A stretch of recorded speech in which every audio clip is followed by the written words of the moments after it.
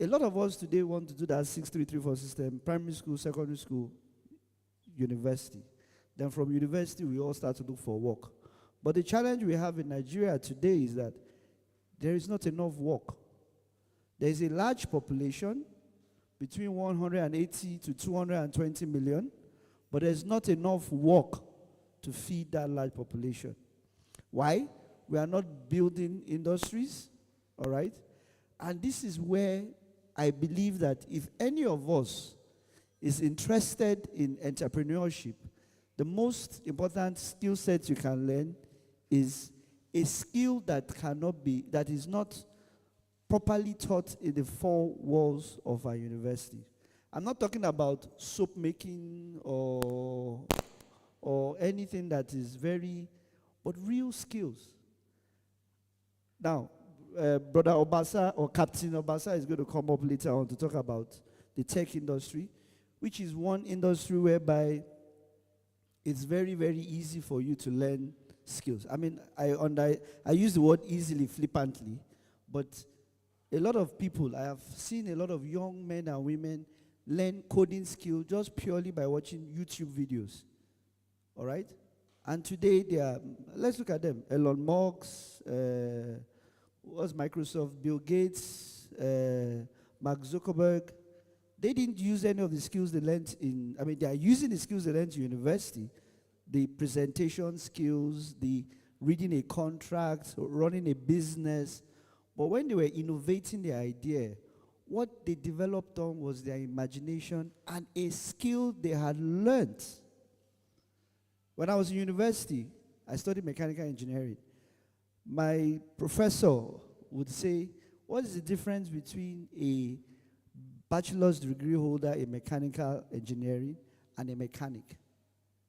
Who can tell me? The difference between a mechanic and a degree holder of mechanical engineering. Who can tell me? Yes, sir. The ideology is different. I can speak grammar. If you call your mechanic out here today to make a presentation, he will ramble. But I have been polished, I've been fine-tuned, I have been taught what to say, I've been taught pronoun, noun, adjective, adverb, right? But a mechanic has been told how to dismantle an engine, right, and rebuild it back. Those skill sets are missing in Nigeria. If you go to every house today, if you look at this big church, this big edifice that we have built, the architect that did it went to university, but every single brick on brick, every tile on tile, every wire that went from one point to the other was done by someone that probably did not go to university. He learned a skill. When we were going into school, we had trade centers. There were trade centers, there were vocational schools, and they taught people real skills. Right? Real skills. Please don't get me wrong, I'm not saying don't go to university. That's not what I'm saying here. What I'm saying here is that in addition to the four walls of a university, I am encouraging everyone here to learn a skill. A skill is the easiest thing to transfer into entrepreneurship.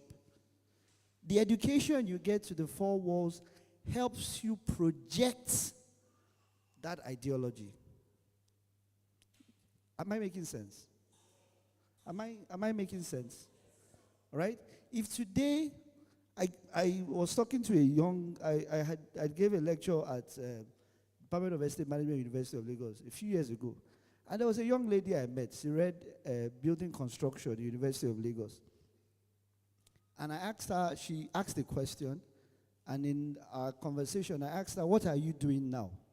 Oh, she said she's working on a construction site. I said, what is your own service? Why is your own service different from Brother Fatai, the bricklayer? And she said she found something missing. She said she worked when she was in university, in your fourth year, if you are reading engineering or any of the building sciences, in your fourth year university, you have to do what we call internship. You have to work in a company for 6 months. There's 3 months and there's 6 months. In her 6 months, rather than go to a company where she will wear suits and tie, dress well, stay under AC, She decided to work on a construction site. And she learned something from there. How many of you have seen construction workers work? They are carrying brick and wearing bedroom slippers. What happens if that brick falls on their leg? Some of them are bending metal bars. You know how thick those metal bars? And they are not wearing gloves. They are using their bare hands. All right? People are carrying bricks on their head without any protection. People are standing. I have seen people stand on heights that even if I was standing at the safest point, I can't look down like this. And they are walking from those heights without any hooks or anything. So what she did was, she went to all these people, she took over them, gave them safety equipment, safety boots, gloves, hard hats, brought hooks for them so that when you are walking from heights, if you sleep, the hook will hold you instead of you falling. And then she sold that service at a premium. So what did she do? She noticed a lack in an environment, and she augmented it. And that's what she was using to make her living. Can you see the difference? Another example is Tyler.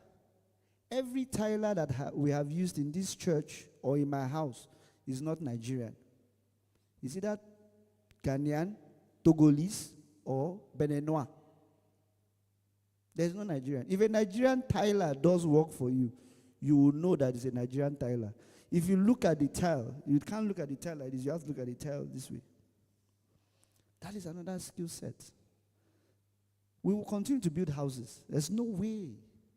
So what I'm telling you is, from any idea you have, whether it's coding, whether it's taking a computer, going on YouTube, and learning how to write codes, to develop apps, games, which is a massively big industry right now. The tech industry is probably the largest, and I think Captain Obasan will confirm that if I'm wrong, is the largest investment drawer right now in the world. How many of you have heard of AI? If you have not heard of AI, you are not listening to news. Even if you don't know what it is everywhere. If you put on your TV today, even NTA is AI. All right? And who are those? They are young men and women like you who have learned a certain skill set of writing numbers, alphabets, figures, column, asterisks, hashtag, and have combined it to build algorithms that is turning the world up and down, and then using it to move things. These are skill sets. Then we talk about the tangibles. The tangibles, what I have mentioned today. The people that build houses, the people that lay bricks, the people that do electrical works. Those are skill sets. You don't need to, all you need to do is, I know how to do tiling work. To register a company is the simplest thing to do in Nigeria right now. To open a bank account, how many of you have OPay? OPay or PAM. You don't need to even go to Union Bank to open an account nowadays. Go on your phone, download an app, you have opened an account, and you are doing business. So, again, please don't get me wrong. I am not saying no university education. I will not say that. I am encouraging you to go to school. But I'm also saying to you, for you to have an advantage and a step ahead of people, to have the fastest route is to learn a skill. Is to what? Learn a skill. Right? Then when you learn a skill, university education just makes it easy for you to stand here in the midst of investors and make a pitch. By then, that's your skill that you have that you have now applied to an idea that you have daydreamed. You are now wanting to expand it. Uncle Abiodun should have said in a nutshell is, you need to have skills. And it could be skills in anything. There was a young man in the UK called Jamie Oliver. He's a cook. He didn't finish secondary school, but he knows how to cook. But I tell, especially this my son, something. I said, in anything you do, you must learn the science of that thing. Jamie Oliver knows the science of food. He knows the food you can mix together And that is all because he has that skill set of knowing how to cook. If it's playing an instrument, you must know the science of music. We were discussing about sheet music and about tonic sulfur the other day, how you can merge both of them together. I mean, if you can do it, the world is your oyster. So, skill set. It does not matter what skill set you get, but get skill set. Know something you can do with your hands. Very important. If it's cooking, if it's crafts, some people can make this thing without any, we call this in the old days, carpentry and joinery. They don't use any nails. They will cut it, they will mold it, and they'll fix it together, and it will stand, it will not fall down without nails. It's a skill. I know everybody is looking at IT. You can now use IT to do this thing faster and better.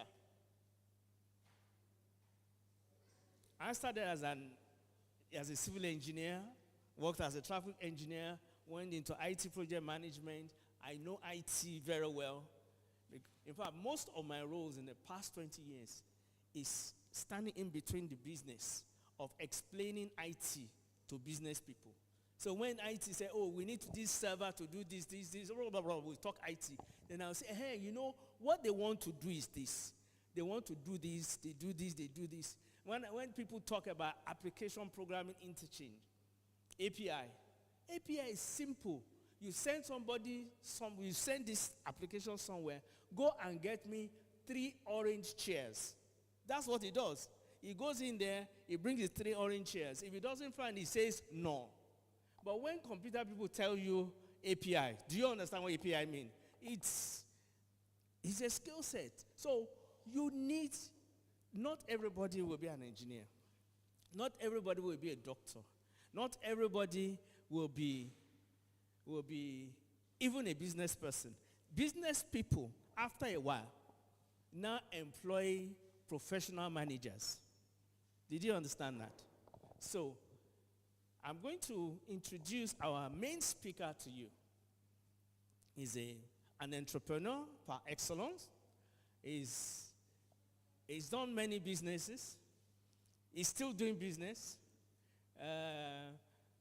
You will know because business people, after a while, their hair will go gray. Yes. Or they will lose their hair.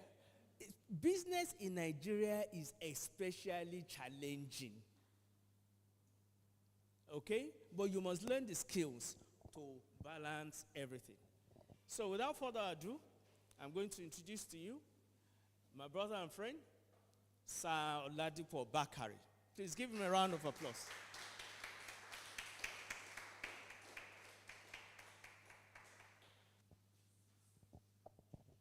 Thank you, sir. Thank you, my brother. And to my other brother, the previous speaker, Sir Oshodi, like you said to the 2 young men that answered a couple of questions for making your job a lot easier, you have actually done the same thing for me. Thank you so much for making my job easier. All we are talking about today is entrepreneurship, business especially, and mainly we are talking about money. You know, when they mention that today's event is all about how to make money, I thought everybody in Nigeria will be here present, because that's the only catching topic that will actually wake you up from a sleep. If you have. Anyway, thank you. And special thanks to Almighty God for making today a reality. Finally, the day has come. And again, I'd like to especially thank the head of this chapel, our dear chaplain, the very Reverend Dr. Ayo Richards. Special thanks to Reverend Aladikomo, acting chaplain, and to other ministers. Then My appreciation goes to the Boys Brigade and Girls Brigade of Wesley Chapel, especially my dear sister, Lady Solesi, and to the rest of them. And to my amiable wife for support, unrelenting effort and support. Thank you. In entrepreneurship. But one important thing about life is time. In all we do in life, time is so very important. Because when you are young, you have time. And you do have energy. Especially you have energy in abundance. But you don't have money when you are young. Young, I mean between the age of maybe 20 to, I would say like 35. Then middle age, I would say from 35 upward to about 55. You do have time. You still have energy, even though it might be declining. And again, you have money. You have the three around that age. It is very likely. Then when you are old, I guess from age 55, 70 and above, you have time, you have money, but you don't have energy. You have little or no energy. We can relate this to ourselves. When you are young, which is the beginning of my time, young means that is your today. Okay? And middle age, you are not there. Old age, you are not there. When you are the middle age, you're young, which means that's the past. Middle age is the present. And old age is the future. When you are old, you have the past, and you have the present. Then who is a young entrepreneur? A young adult who assumes risk to stand and operate a business or find ways to do business better. They are people who identify and pursue opportunities without allowing risk to become a barrier. Risk creates fears in us. As a matter of fact, it could debar you from taking the next step when you are calculating the risk, but that's inevitable. Even as humans, living as human beings, we take risk because you can't even predict what can happen in the next minute. So when living as human, we are taking risk. So why can't you take risk in business, in converting your knowledge into wealth? Don't get me wrong. Taking risk doesn't mean that you just have to jump. No, take calculated risk, please. How do I become a young entrepreneur? You can repurpose something that already exists. My brother do mention it. Repurpose something that already exists.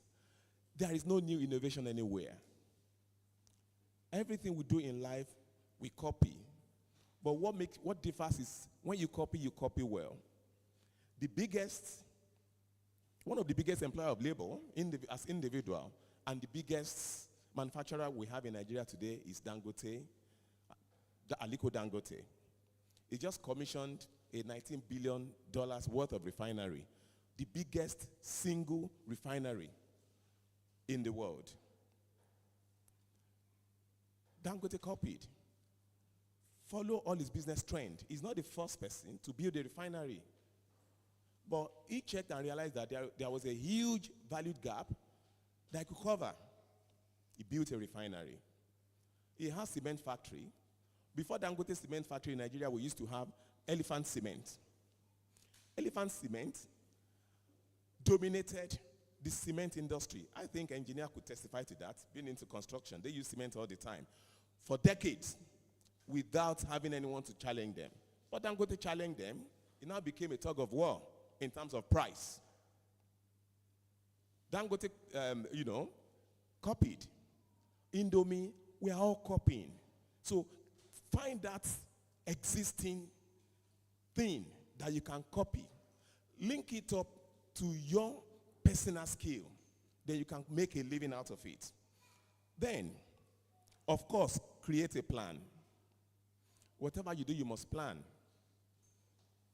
Assemble resources, such as money, labor, of course you need workforce, and supplies. Reach out to your target off-takers. If you are struggling with all of these things, you can seek help from who can gather all these resources. We have people that have done it before, that you can go under them for guidance and counseling, for support.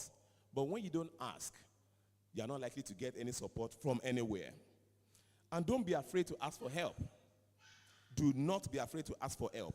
Learn from others who have been successful. Life is all about experience. If you have not experienced anything before, I don't think you have in-depth of knowledge about that. So you learn from people that have done the same thing you intend to do so that you can be well guided. Most of all, don't be afraid to fail. Use failure as learning lesson or a catalyst to refine your strategy.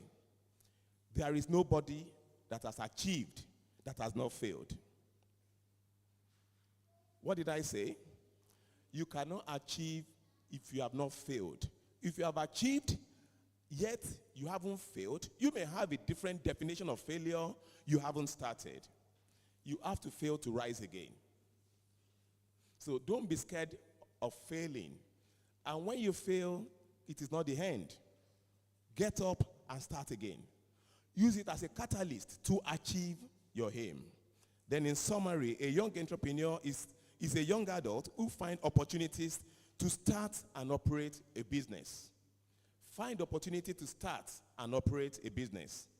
That opportunity, like they say, it comes but once. Opportunity comes but once, but when you are lucky, you may have a second chance. I'll still come back to that. Talking about tools to operate. With my experience, with what I've studied, with what I've seen, a lot of people operate in Nigeria without even creating their tools. When you don't have tools to operate, then you are limiting yourself to numerous opportunities. One of the tools is, obviously, he mentioned it before, company registration. I have people, even if in the four corners of this church, that have been operating their businesses, however little, without having a company registration, which means you don't even have a legal standing for your business. Some people do this out of the fact that they don't know any better. If you are a designer, you have your machineries, you can sew, you can sell, and again, you make money, money goes to your personal account. That's a shoddy way of doing business, which means you don't even want to take your business from level A to level B, let alone level Z. Have a company registration. It doesn't have to be limited. It could be enterprise. When you have a company registration, that gives you a standing chance to have a company registered bank account. All these will give you the opportunity to access all the things that you have in the sector. Funding. Of course, without having all these things, you can't even have access to funding. Then, okay, I've mentioned corporate account. Creates accounting system. You can do this at the tip of your fingers. They mentioned IT. Meet the people with this knowledge. It's just to have the app downloaded that will run all your businesses. This is going to assist you to have accounting system for e-invoicing, however little your business is. When you do, when you manufacture something, probably you make cloth for someone, you deliver the cloth, send the person an invoice. It's just a way of being organized. Have a way bill. When goods is being delivered or dispatched out, create a way bill for it. Have a profit and profit and loss account. All these things, you can have it in the management system. That's part of the structure. Then create a brand. This is very important in all we do. That's your identity. Create a brand. Package your product. Whatever I supply, whatever I manufacture, to supply to you, I keep bringing my examples down so that we have a better knowledge of it. Like designers, You give them cloth to make for you. They just squeeze everything. After making it, they squeeze everything, put it in a bag, and deliver to you. I don't think that is well standard. You could do this. You could dry clean. You could iron. You could have a film to package this and deliver nicely. You know what? That's part of your brand, and that's part of your identity. A lot of people will appreciate all this. You rather spend little extra, maybe 1 or 2% from your profits, to have that standard than just squeezing things and do things that I don't care. You should be careful and do things in the right way at all times. It's very important. Go extra mile to retain your clients. This is very important. Most people in Nigeria, they are transactionals, like Chaplain would say. If you deal with them once, they might not even give you the chance to think they exist again the second time, because they want to suck you and give you that sour and bitter experience. Don't be transactional. Give people reason to come back to you. Give people reason to believe that in your choosing areas, no other person exists. This can be done with excellent customer service. Your delivery system. You can go on Google, buy something from China. From China, they will mail it. They will get to you in Nigeria. But, for example, if I live in Lekki, someone lives in Shangotedo, my designer is there. The designer in Shangotedo, with my experience, will tell you that, oh, they cannot deliver to Lekki, it's too far. But again, China is not far to deliver. From another state, interstate is not far. All these things, there are gaps that you can all close. You can work with different companies that offers all these services. You cannot do everything. We have Gokada, we have Jumia. You can register with them. They can pick your goods and deliver to your clients. You know what? You are creating an impression for your client to continue to deal with you. I would rather pay 10 naira more and get the best value than just going cheap. And again, at the end of the day, I am not happy about it. We can work on remodeling everything we do. And again, collaboration. In everything we do, we should learn to collaborate. We should learn to partner.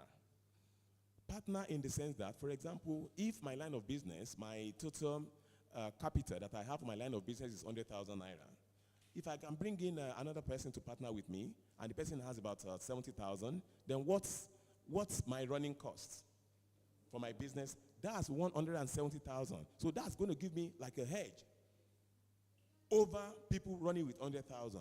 It has a lot of advantage, especially people in the same line of business. And I'll keep referring my examples to this church. I've met two ladies. You know, they are into the same fashion industry. One is skillful in designing. She can design, she can sew, very good.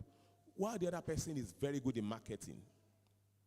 You know, so there was this forum that we were together. They were talking. So A rented an apartment, B rented an apartment, but for the same purpose.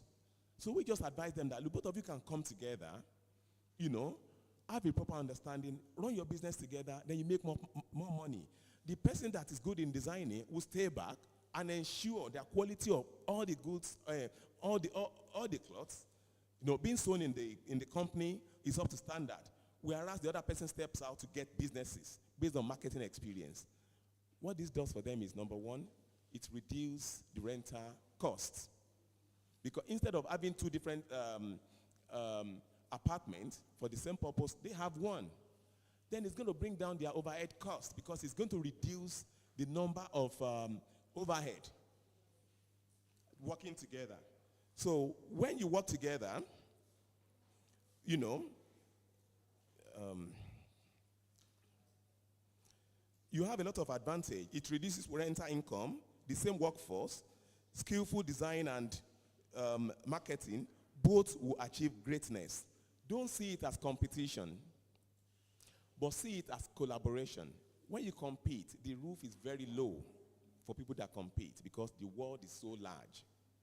But when you collaborate for success.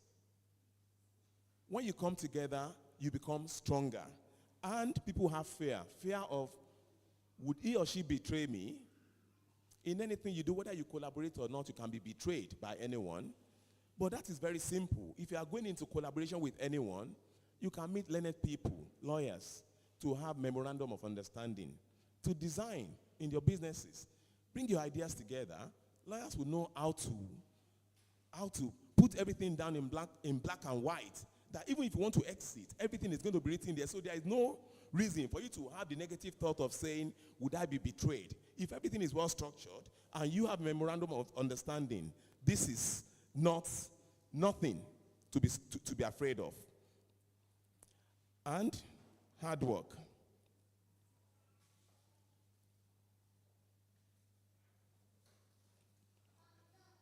Hard work, I don't think anyone can achieve without working hard. It does not kill. It's never enough. You can still do more. Hard work does not kill. Rather, it gives you the desired result. Also, restructuring. If you have been running a business, for example, 5-10 years, you keep doing the same thing again and again. I doubt if you are likely to get the same result, a different result. Bear in mind that even in the area whereby you operate, 5 years, 10 years, a lot of things would have changed. So if you don't change, you may not get a different result. I will link this example to one of my personal businesses. I do mention hospitality, which is hotel. For over a decade, we've been operating, running the business. But in the last three years, the experience has been sour in the sense that cost of generating power is adding so much burden to the business such that in 2-3 years, I don't think we have made anything as profit. But out of passion that we have for business, we keep taking money from another means to fund the business. But it's actually not sustainable. So we have to remove that emotion from that business. We went to drawing board. We had to redesign and remodel the business. We now realize that we must change the pattern. We must not have a hotel, that we can have a rented apartment. Can you see the difference? We have remodeled from having a hotel to a rented apartment. Rented apartment means that for every services that we are rendering, you are paying for it. You are paying for it. Workforce is going to go down, or it has gone down by 75%. All the taxes that we have to different agencies, governments, consumption tax, is not part of our liability again. Yes, total income has drastically dropped by about 40%. But you know what? Even at that, we are making over 50% of profit. That's restructuring. But for us not to do that, probably we'll end up selling the property, which I don't think is a wise thing to do. Attitude. They say nothing can stop the man with the right attitude from achieving his goal. And nothing on health can help the man with the wrong mental attitude. I will hire someone with the right mindset over someone with the right resume any day. Skills are easier to teach than attitude. Chief executive officers, CEOs, they are talent hunters. Their major work is to go out and scout for talent that can help their businesses. I'll give you an example of my encounter with someone from this church. This happened about some 7-8 years ago. At that time I had no soft copy of Bible. It just happened that for 2 months consecutively, every Sunday, we used to sit together. This young man, anytime he gets to the stage of reading the Bible, he will open his phone, because he downloaded Bible, he had the app. He will open the phone and give me his phone to read Bible. So he did it the first time. Okay, I didn't think, of course, I thanked him. The next Sunday, we sat together again. Coincidentally, he did it again. But you know what? He now got to a stage whereby I was extraordinarily comfortable with him. Because the moment he was giving me such gesture, it was suppressing my mind that this is a kind person, this is a nice person, to the extent that I was always looking forward to sit by him. So one day, he now had the opportunity to speak to me that, my brother, please, can you help me find a job? That at the moment, he had nothing doing. Okay, no problem. Do you have a CV? He said yes. He gave me a CV. And at that time also, we needed to employ people, especially to occupy a huge gap that we had in our energy company, because we generate solar. So when I looked at the CV, the last place of work was in a bank. He was a telecom person in the data. He worked in data, part of the banking services. So he had no idea of energy. So I asked him that the only available position is to work as a technical person in a power generating company, especially by solar. My partner came around from India. So it might be slightly different. It might be slightly different, but you have the primary knowledge of this. So we conducted an interview. My partner shortlisted. We had not even employed them. I did not even see what I wanted. But I told my partner that, yes, these people were more qualified. They had this. But this gentleman, we could train this guy and make use of the talent that he has. And it won't take time. He has the primary knowledge already. I managed to convince my partner. We engaged this young man. Of course, we went through training. We had Indians. We placed him under the Indian. I'm not sure whether he's even here. I don't mind mentioning his name. It's Leo. He's a solar guru. He was trained. Before you know it, within the span of 3, 4, 5 months, the guy became a champion in solar installation, the batteries. He knew practically everything. As of today, I can tell you, among the people I know around, apart from the Indians, this guy has acquired so much knowledge that he doesn't just do installation. I'm sure he has franchise with a few companies abroad that he imports batteries, panels, and everything from. You know what? All these things happened in this church. Just because we happened to sit together, and he made me comfortable. From there, and by extension, he spoke to me, and we took it further.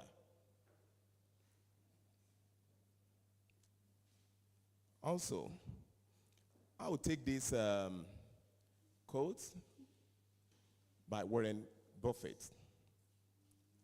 He said, "Be greedy when everyone is fearful, and be fearful when everyone is greedy." I repeat, be greedy when everyone is fearful, and be fearful when everyone is greedy. I give you 2 different examples. In Nigeria today, everyone is fearful, I can say that. Because the bad wind is blowing. The business people, entrepreneurs, they are confused. Foreign exchange, you can't even predict it no more. You don't, if anyone should come out to say, I understand what is going on in Nigeria, I would say the person has a different mindset, or he has a different study about Nigeria. Yes, people are being fearful. But you know what? That should not stop you from taking risk. That should not stop you from taking risk. There is this company called Lotteram Group. I'm not sure if any one of you knows about them. Lotteram Group, they have several investments in Nigeria, from building the Lekki Free Zone. They built the Lekki Port with the 16 meters draft, which I think is the biggest in West Africa. And Lekki Seaport is to serve as a hub, transit hub for other African countries from this Lekki port. Lotteram Group built this port. They have several businesses, but 2 weeks ago, they bought Guinness Nigeria with 104 billion. You know what they did? They had a bargain power. Guinness could not cope again because they incurred a huge loss sometimes last year due to letter of credit, foreign exchange and importation. That crashed the business. Lotteram Group, when you have money right now, you have bargain power. They bought business that is worth over 500 billion at 104 billion naira. Guinness was being fearful. Bilateral group became greedy because they know that the present situation and time in Nigeria is temporary. It's not going to be like this forever. They took that as a risk, you know. And then again, be fearful when everyone is being greedy. Let me link that to what happened in Nigeria a couple of years ago. Maybe during the era of President Jonathan and former President Muhammadu Buhari, if you are into oil and gas, people in oil and gas were so greedy that they were stealing every day. At that time, you need to take a back seat. Because if such happened, there will be consequence. That's it. Be fearful. People were being greedy. I'm into oil and gas as well. I had the opportunity, but something happened that did not allow me to take part. Of course, if I had been involved, maybe the system would have forced me to compromise, which I doubt. But some of the people that were being greedy at that time, some of them are out of the country today. They can't even come back. They are not even enjoying the money. So as a business person, people were being greedy. Be fearful. What did I say? When something that is happening that is a bit beyond normal, please take the back seat. Don't join the bad wagon. Again, at this time, if you have money, money is the power. Real estate, there are houses looking for buyers. When you have money, a house that is worth 100 million, you can buy at 60 million. But when you have money, Nigeria economy is bad, but think very well, take advantage of this situation because there will be a better tomorrow. Real estate is there, you know, and the situation, like I said, is temporary. So one thing also that I want you to consider in whatever we do is advertisement. This could be corporate and also individual. We should never, ever desist from it. Every opportunity you have, please take advantage to advertise yourself. Individual advertisement, there is somebody in this church, I'm not sure whether it's Ezekiel or something, just about a month ago, during Bible studies. He was asked to answer a question. When he grabbed the microphone, 2-3 minutes he was talking about himself. He didn't even go to the question.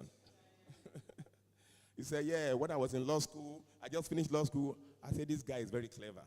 Everybody in the church knows that we have a young lawyer. I'm sure you can all remember that time. You know, 2 minutes. He now spends few seconds to answer the Bible. I said, come on, this is a clever guy. Every opportunity you have, because in church, if I ask all of you, the person sitting next to you, you are likely not to know what he or she does. That in this church, it might look very small. Wesley Chapel is small but mighty. But you will not know until you talk to people. Until you even tell people, sell yourself. That's advertisement. Anything you do, when you greet, especially among men, this is very common. It is possible a lot of guys here, you only see yourself, oh, my brother, hey, how now, this and that. You don't even know your names. When you meet someone for the first time, introduce yourself properly. Tell them your name. Tell them about what you do. You never know. You might be that person that the person is looking for. This is very important. Corporate advertisement. One way about Coca-Cola, a world-renowned brand. Every corner you go to, there is a bottle of Coca-Cola. Till today, they have never stopped spending a huge amount from the profit margin on advertisement. Power of advertisement, you can never underestimate it. I'll tell you about my experience, especially real estate experience. There's one of these top real estate person, started from around this Lekki. If I mention the name of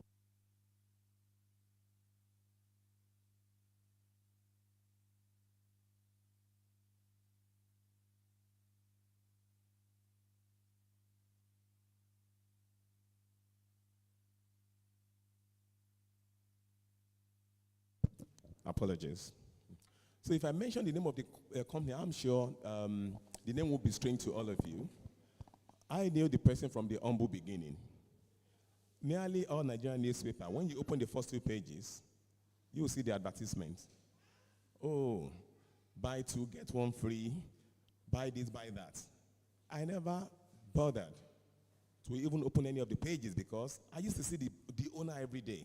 You know, there is this, what they call see finish. I was not bothered.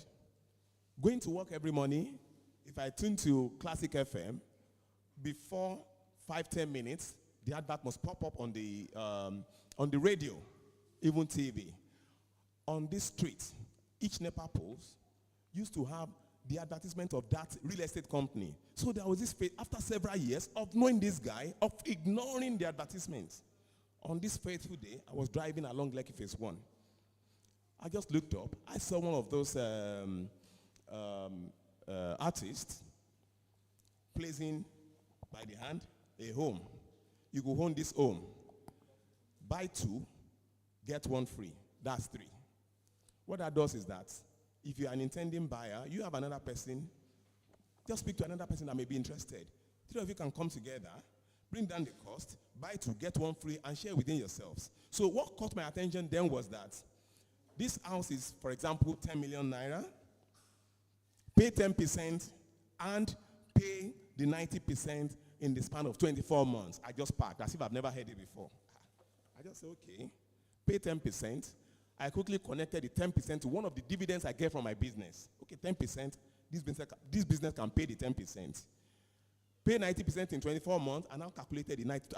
In 1 month, this business can give me this amount in 1 month for 24 months. You know what? For over 6 years, I got caught up on that day. That is power of advertisement. You might have been doing it without getting the result. But you know what? One day, you will get the result. Your advertisement is for everybody. But the result is from the few selected. And that is actually what you need. So, every opportunity we have, let us advertise our brand. Let us advertise ourselves and our businesses. Right from this church that you do have the opportunity.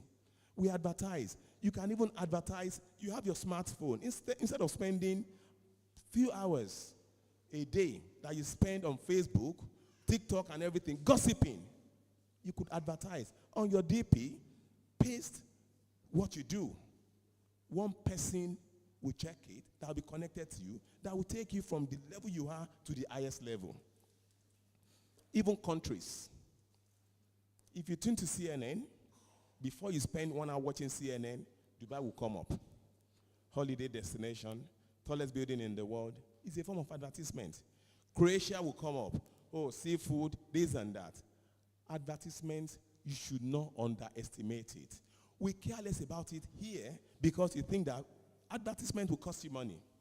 But that money, you are going to make it and gain it in multiple ways. Some will not cost you money what you can do yourself. It depends on your level of business. Opportunity. I mentioned it before, but I'm going to mention it again. Richard Branson said, which is the chairman of Virgin, you know, they have several businesses, of course, based in the UK. He said, when you are offered an opportunity, even if it does not fall in your line of business, accept it and find a way to do it. Don't ever turn anything down. Do not turn anything down. The umbrella body of all the things we do today, which is what I do personally, the umbrella body is manufacturing, flexible packaging. It happened that almost 10 years ago, somebody that I met 6 months before then, that we exchange contact, because every opportunity I have to meet anybody, I tell them about everything I do. We exchange contact. He worked for a very top company, a multinational company. 6 months after, I only received a call that, Mr. Bakare, oh, you have a plastic industry? I said, yes. Can you manufacture this? Sincerely, with my years of experience in plastic, I've never heard it before. I just said, okay, sir, let me call you back. I just called my engineers and everything. Somebody called and asked for this. What is it and can we do it? One of them now said, the same machines that we have, you know, to produce this can do the same. Which means we can do it. Another fear is that they will be ordering in large quantity. Do we have capacity? And I'll say to myself that even if you don't have capacity, my company gets the job, and I will find another company to collaborate with. And I called them back to say that, I can do it. Not knowing that it was a big problem for them. And I offered solution. Till today, that opportunity that I was called, they asked me what I've never heard before, but I accepted it. You know what? That is the major sort of income that I have today. That opportunity of that phone call or meeting someone that will give you that opportunity, may we not miss it in our lives.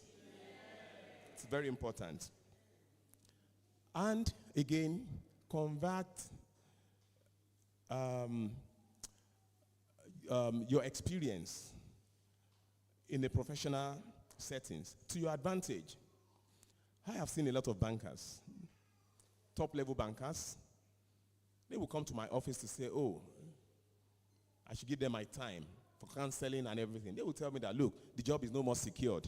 Oh, they are scared that, you see that they are likely to lay them off because they want to downsize this and that. That in case they are affected by such, what can I advise them to do? I will just laugh. As a banker, how can I advise you? If I have 10 businesses, my knowledge is limited to all the things I do.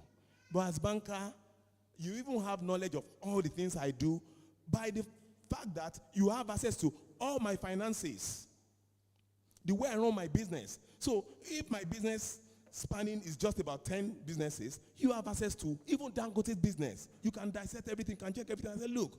But the problem we have is that most people refuse to convert their experience for their personal gain. As a banker, you are working because, okay, you want your bank to generate funds. Then you want your client for their business to prosper. But what about you? You know, all the business studies that you have, the people that you have offered loan that they are paying back, the business that are struggling, you have access to it. The business that have achieved tremendous success, you have access to it. Just pick 5 of those businesses, tailored into your passion.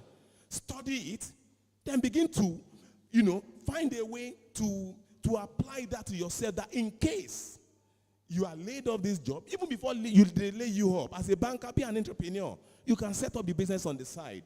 Yes, it might fail. If it fails, it's not the end. So for every situation and every environment that we have, let us see the opportunity for personal gain. Yes, you are working for a company, you want the company to grow, but from the growth, see how you can grow under the same company with the experiences that you have. I have a lawyer. I would say a junior lawyer, a junior friend. Very good in perfecting title documents for a lot of real estate people. One day, the guy just said to me that, look, he will perfect title documents, he will just collect peanuts, whereas these people, he will know them from their humble beginning and when they have real estate across Africa. What about his own profession and how is he going to double his income? The guy just started.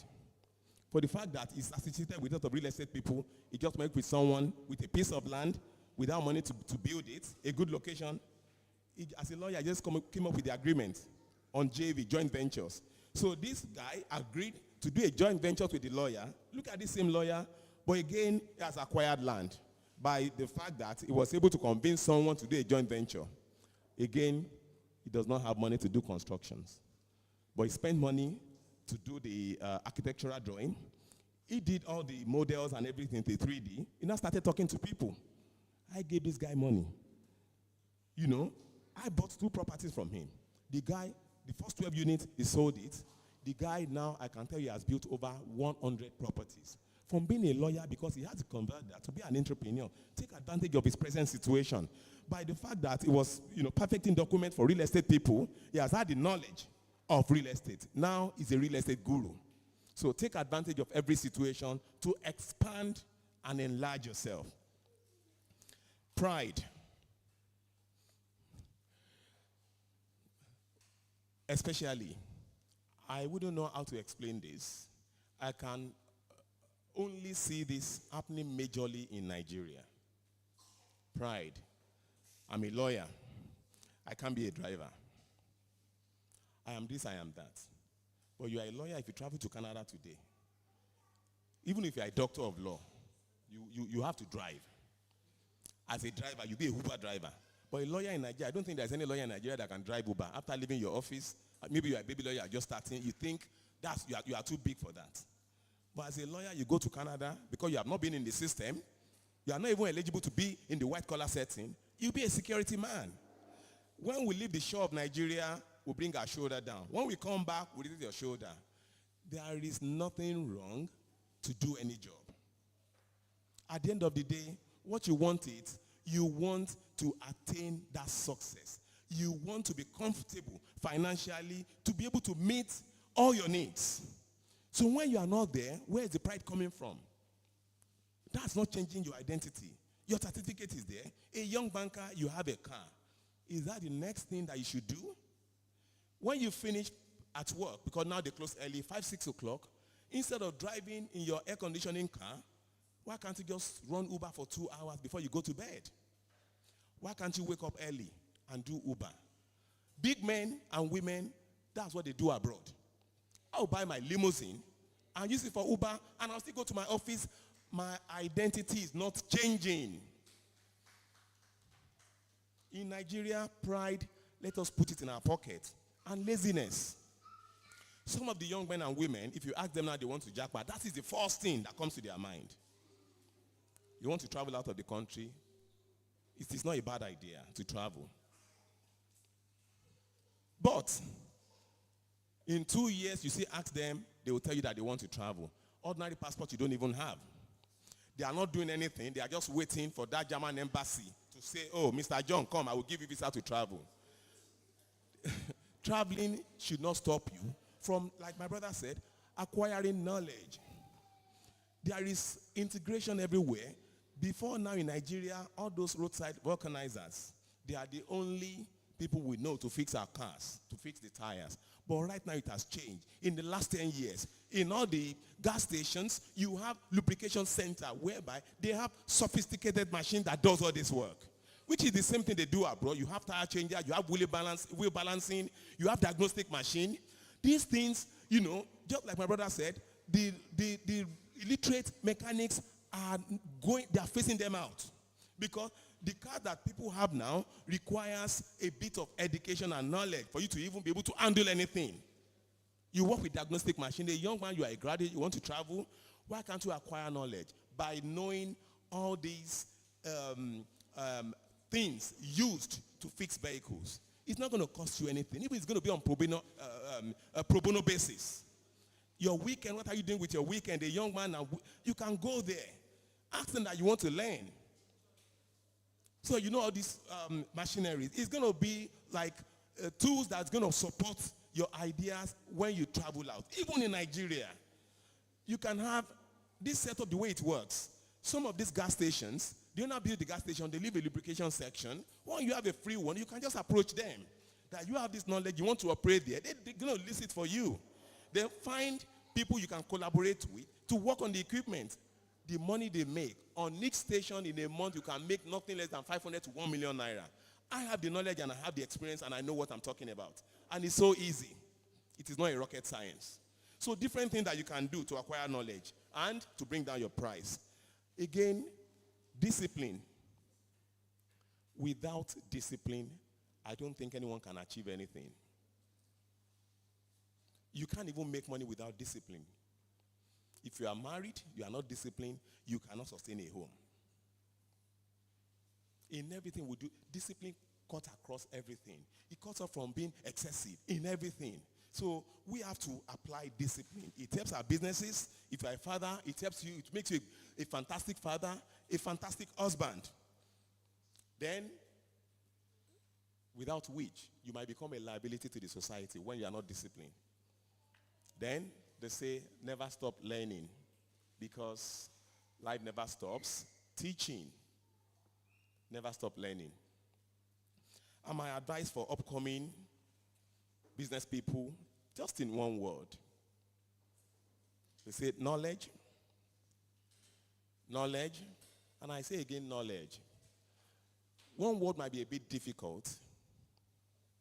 Some people will say luck. I also believe in luck. But the harder you work, the luckier you become. And for a final take home, Laziness is a destructive character. I repeat it once again. Laziness, destructive character. This is picked from the Holy Book of Proverbs, chapter 6, verse 6. Laziness is a destructive character.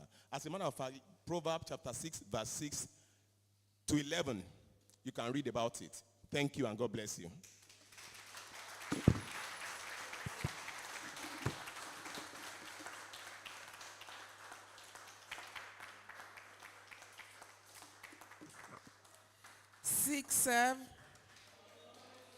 Seek, serve. I thought I knew Mr. Bakare. I saw a different Mr. Bakare today. And I'm proud to say that you are my brother, because you really, really impressed me. Now, let me tell you this, and I'm not here to, to big anybody up.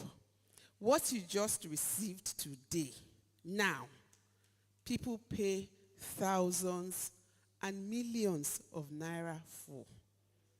Trust me. What you just, please, no walking around, no talking. I'm tired of people talking, going out to answer their phones. Discipline. He spoke about discipline. This generation is not disciplined. You are not disciplined. And that is why foreigners are coming from abroad to take your jobs. I don't know what you do on the phone. How important is this phone call? That this businessman, you heard all his groups, is into energy, is into petroleum, is into construction. What business do you want to do that he didn't mention today? What? You want to bury dead people, or you want to be an assassin, or what? Because I can't think of what you want to do that he didn't mention, and how important that phone call is, that you keep going up and down, up and down. At a time I wanted to lock the door. What's going on? Discipline. This is the girls and the boys brigade. People coming in at 11 o'clock is unacceptable. We've raised over 500,000 for this program today. And you tell me some people are on their way. How? I got up at 4 o'clock today. Where is Oba? Please find him for me. I got up at 4 o'clock today because I knew I couldn't get here, and they'll be asking for me, and they'll say she's stuck in some traffic. Some people are still stuck in traffic as we speak. So what time are they expecting to get here? 2 o'clock? Because we have all day. You heard everything. Everything he said is important. Discipline. You need to be disciplined. Even the children need to be disciplined. When I was your age, if mommy said sit down, I sat down. What's wrong with all of you? Why are you going up and down, up and down, up and down? Why? There are no children. There are no kids here. They're children. You need to listen. You don't see Prince Charles's children, Prince William. You don't see them going up and down. They go for ceremonies and they sit there. What is it? What happened to this generation? When we are giving welfare, that's the welfare chairman there. I see young people collecting welfare. How? Let me tell you. Where's Mr. Leo? Where's Leo? Where? He's not here. Chaplain is here. I'm saying it today, Chaplain. As vice chair of welfare, I am not giving anybody over 35 food again. If they remove me from the church, so be it. I'm not giving anybody, because there's no reason for anyone under 35 to be taking welfare. How? You've lost your hands, or your legs, or your eyes? You have no pride. You have no shame. I'm so sorry, but this is so annoying. A man leaves his house to come and address. He was the first person here today. The first person, the person who came to train you at no cost, was the first person here today. And people are coming in at different times, and they're holding the phones and going out. Is it Buhari calling you, or is it Jagaban? Because I don't understand it. Sorry, ma.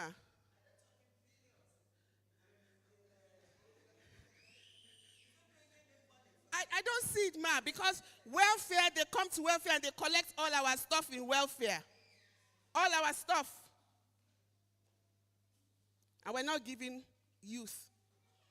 Anybody under 35 is not getting welfare anymore. Because you named this thing how to make money. We didn't. And there's nobody here. Which means that you're really not interested in making money. You're interested in welfare. And that's not going to happen in Wesley Church. He spoke about hard work. Hard work is getting up early when you have something to do. Getting up so you get there on time. You can't be a doctor. You have an operation at 9.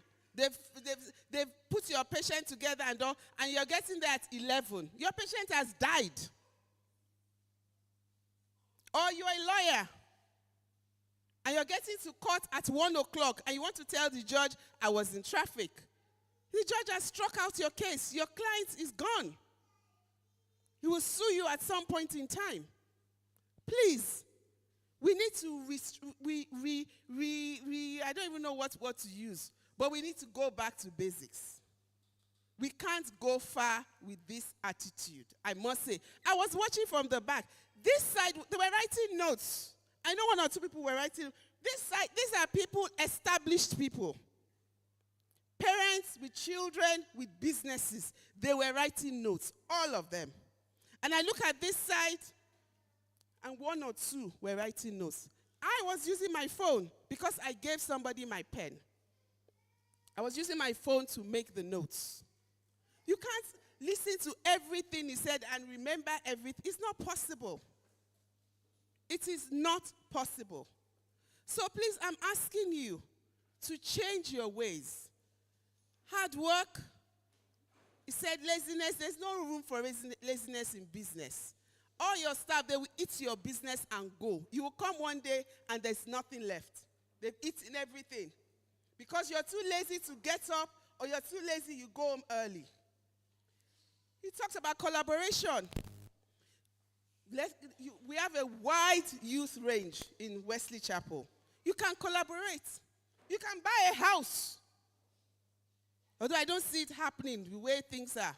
You can buy a house. You can buy a flat and start making money from it. Collaboration. Cooperative. You can start up a cooperative society. You can say, every month we're going to invest in 2 people. Margaret and Regina, we're going to invest in them. What are they doing? They're selling plantain. Okay, for the month of May, we're investing in them. I learned a lot from what he said today. And it's amazing. I'm a lawyer. I'm not advertising myself. Okay, I am advertising myself. But, I went to Ibadan with a friend about 2 weeks ago. She's a billionaire. We're in a Range Rover, first class Range Rover, window going up, car talking, everything. And I said, I'm looking for another source of income. I said, because I don't think my business is going as well as I want it to. And she said, fine, yeah, it's a good idea. We'll think about it. She said, but even this locking about, don't you think there are other things you can do? She's not a lawyer. I think she did sociology. She said, do you advertise? And Sir Bakare spent some 15 minutes on advertisement. He said, do you advertise? And then my son-in-law calls me from England and tells me excitedly, oh, Mom, I just got a job. I'm going to be advertising for a law firm. And once I'm settled, I'm going to advertise you. Of course, I went and I danced in my room. That's God answering my prayers. Advertise. Do people know where I am? Do they know what I do? Advertise. He spoke about that. He spoke about planning. How do you plan when you're always on the phone? I have a girl here, my little girl. When I go on a DP, she's always dancing. I enjoy it. She's always dancing. She tells me she doesn't have money. And I'm thinking, spend on data. You can't have money. You can't. She's always dancing and everything. It's nice to dance, but don't waste your money. Don't enrich MTN or Glo. They are already billionaires. If you must go on the net, make sure you're using it for something good, something that will take you forward. There's time for, look, all this Davido and whiskey they're looking at, they are made. Make your own. The first thing he said, work for yourself. And when you work for yourself, it doesn't mean you can't still work in a bank or something. Yes, you can. But you can still have something at the side that you build up. Work for yourself. Have dreams. This is a time to have dreams. I was reading in the paper today, all these multinationals going. Is the Chinese buying these companies? We need to be worried. Is the Chinese? We're going to be slaves in our own country if we are not careful. If we continue this way, it is your future and the future of your children. So dance away if that's what you choose. But the Chinese and the Turkish, when the white man, when Oyibo is buying you, it's okay. Because it will give you back in aid, one way or the other. When the American is buying,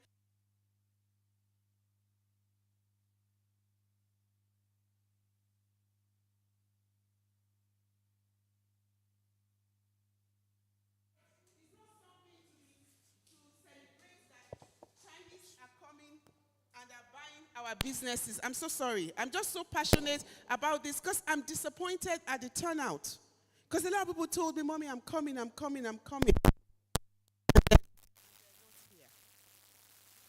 So we need to change our attitude. We need to make sure that we do not become slaves. It's okay to be a second-class citizen in Canada or UK or whatever. There's nowhere you're going again from here. If you become a second-class citizen here, you are in trouble. Because there is no hope. Doesn't matter how much you carry the Bible. Honestly, in your own country, second-class citizen, you are in trouble. So please, I'm telling you now, Sir Bakare, you're coming back in October. Please. Yeah, no, Sir Bakare won't do that to us. But I'm bringing the Girls' Brigade from all over our districts. They must listen to what you have. Because this generation is at a risk of being lost. And we must pull them back. We mustn't lose them. We can't afford to lose them. We can't. So I'm sorry if I sounded fierce or something. I can't. These things worry me. When you don't have any problems calling people to ask for money. In my own, when I was growing up, I wouldn't even think, and we were not rich. Please. Yes, we're okay. But I can't remember ever picking up the phone or going to somebody to ask for money. I lived on what my parents gave me or what I had. These days, there was a man in church the other day asked me for money. And I told him, I said, oh, you want me to give you the money my husband gave me? Are you my boyfriend? Of course, he ran away. Maybe he thought I was toasting him or something. But think about it. He wants me to give him the money my own husband gave me. Why would a man ask a woman for money? Men, where is your pride? What happened? Eric, what happened? Why are you asking women for money? Why are you dating rich girls because you want to drive their cars? Why? No, why? So you have an answer? He has an answer. Equality. There's no equality in Nigeria. No, there's not that kind of equality. The Bible is clear. Where did God make Eve from? Where did Eve come from? It came from the man. From where? Which part of the man? So the man was already formed. He was okay. He was working. Men stop asking for money. Particularly stop asking women, girls for money. It's wrong. It is wrong. Let me tell you today, it is wrong. And the only reason why you're asking for money is because you are lazy and you're not disciplined. I've been looking for a driver for 6 months. Every time I ask people, do you have a driver? I need to go to Ibadan. I need a driver. They will do 2 days work. You won't see them again. They will say they have malaria. They're not well. They have a cough. My father was an accountant. He worked for over 35 years. I can't remember my dad ever saying he was sick. I honestly can't. In fact, my dad said something. He said, anytime I'm really sick that I can't go to work, I'm going to die. You work 2 weeks and then you say you're sick. You take sick leave. You won't go to work. How do you inspire your girlfriends, your wives? How? When even you are so indisciplined. How? How do you inspire your girlfriends, your children? That's why marriages are breaking up. Trust me, if the men stand up, Nigeria will be better. You know why Nigeria is like this? Because the men have failed the nation. If the day you put a woman there, Nigeria will change. Nigeria will change. Yes. Nigeria will change. For good, for better. Nigeria will change.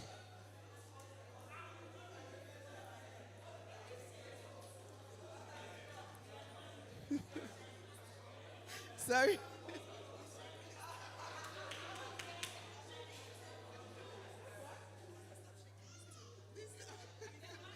No, so I'm rounding up. I know. Sorry, I just had to say what I had to say. Sir Bakare is coming back in October because Wesley Chapel is hosting District 1. That's about 25 Girls Brigade sections in Lagos. And our girls need to hear this. Boys, if you like, do what you like. The girls will march on and they will do well. They will do well. They will do well. I expected a larger turnout because I know that in youth fellowship there are more boys than girls. Even when Jesus died, who went to meet Jesus? Who went to meet Jesus? Who were the first to see Jesus? Men, get up. Get up. Stop sagging your trousers. Stop braiding your hair and using earring. That's not what we call you for. Go and learn hard work and bring money to the church so that you stop taking welfare. That's all I have to say. Thank you.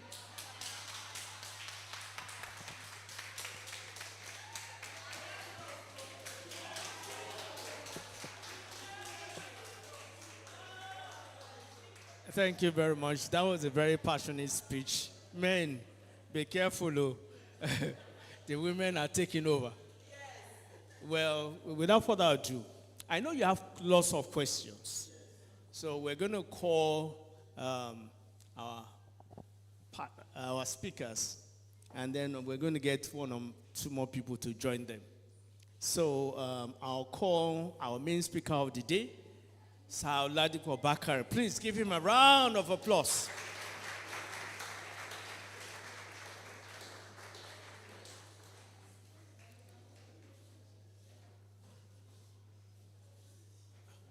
Okay, can I have a lady chaperone them since the ladies have taken over?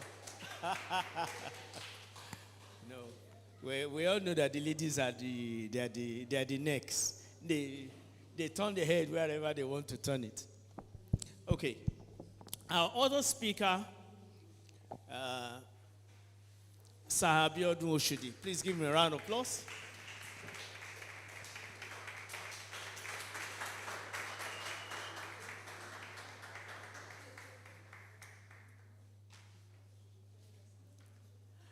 Don't escape, ma. I'm just about to call you.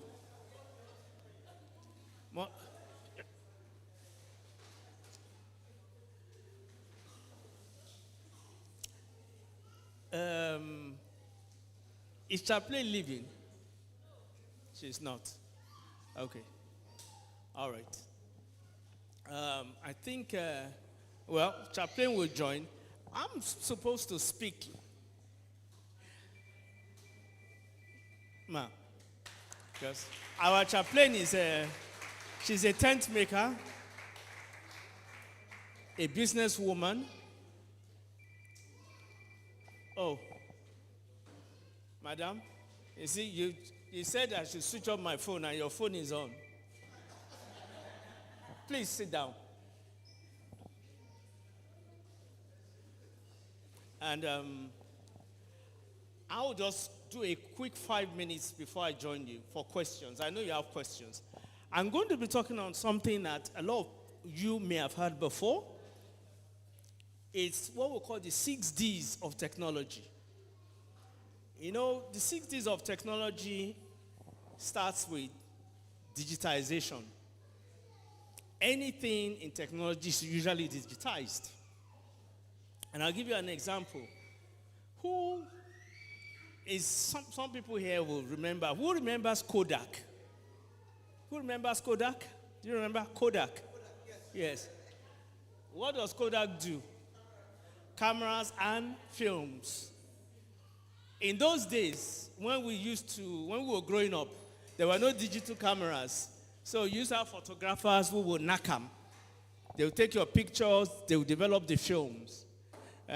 Who knows where Kodak is today?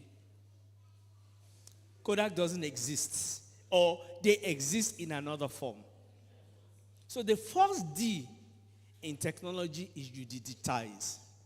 After digitization, what happens is it becomes deceptive. If you have a business that you digitize, it becomes deceptive. You don't really see it because it's been digitized. In those days, we started having digital cameras. You remember the digital small cameras like this? That's what happened. So we have small cameras. And over time, those cameras now became good. That's a digital camera that became slightly bigger. And then it just so happened, suddenly, it seemed like sudden, but it wasn't sudden. The photography business became disrupted. You don't find, there's this company in Ikeja, Adebola House. In those days, Phototech, PhotoQuick, in those days, all they did was printing of photographs. And I could remember in those days, as a young married couple, we had cameras, then we had digital cameras. I can tell we have thousands of photos at home. We used to take pictures all the time, But now, how many people have printed pictures recently? We hardly print pictures because they're all digitized. So what's happened is that the photography industry has been disrupted. Now, after that disruption, guess what happens? Another D. The other D that happens is the monetization.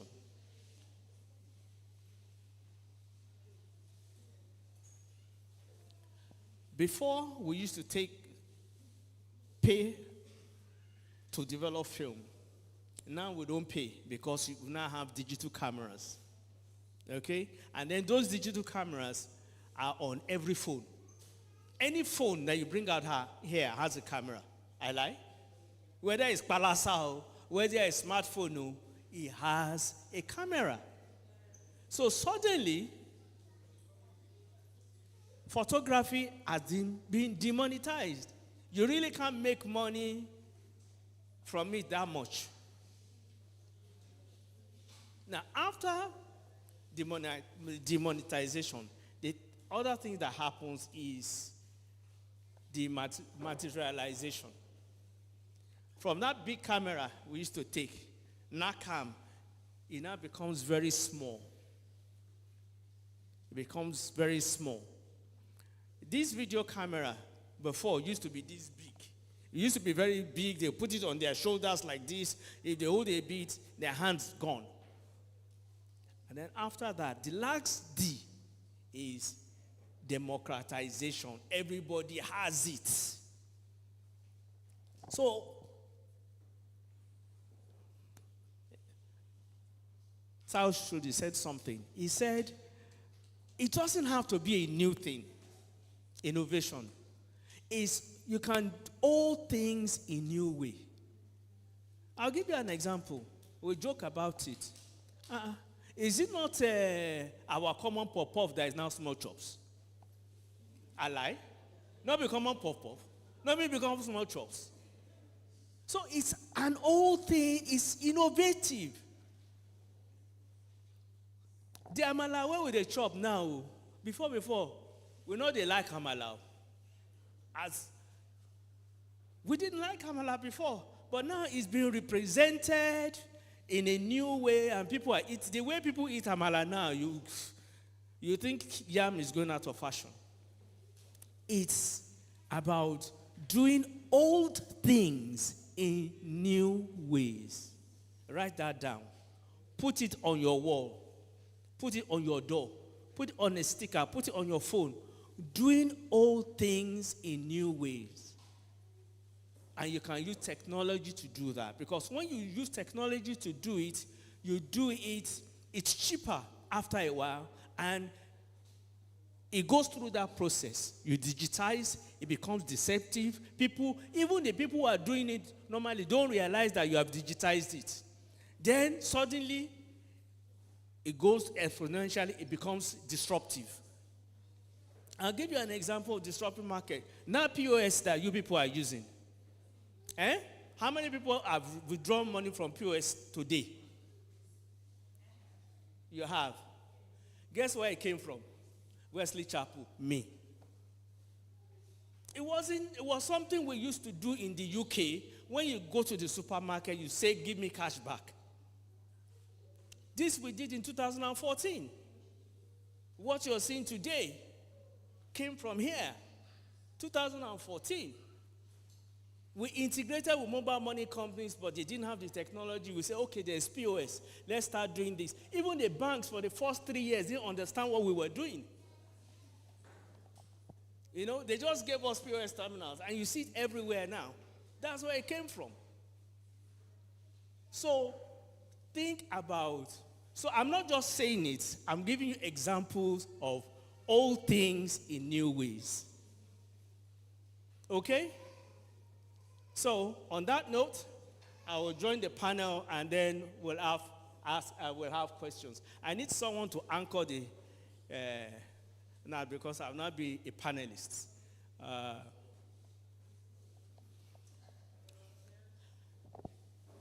You are supposed to be my co-anchor, so yes. All right. What is the lamb? I'm glad to be here. What about you? Okay, before we start the question and answers, we have been sensitized about entrepreneurship and innovation. And from the speakers,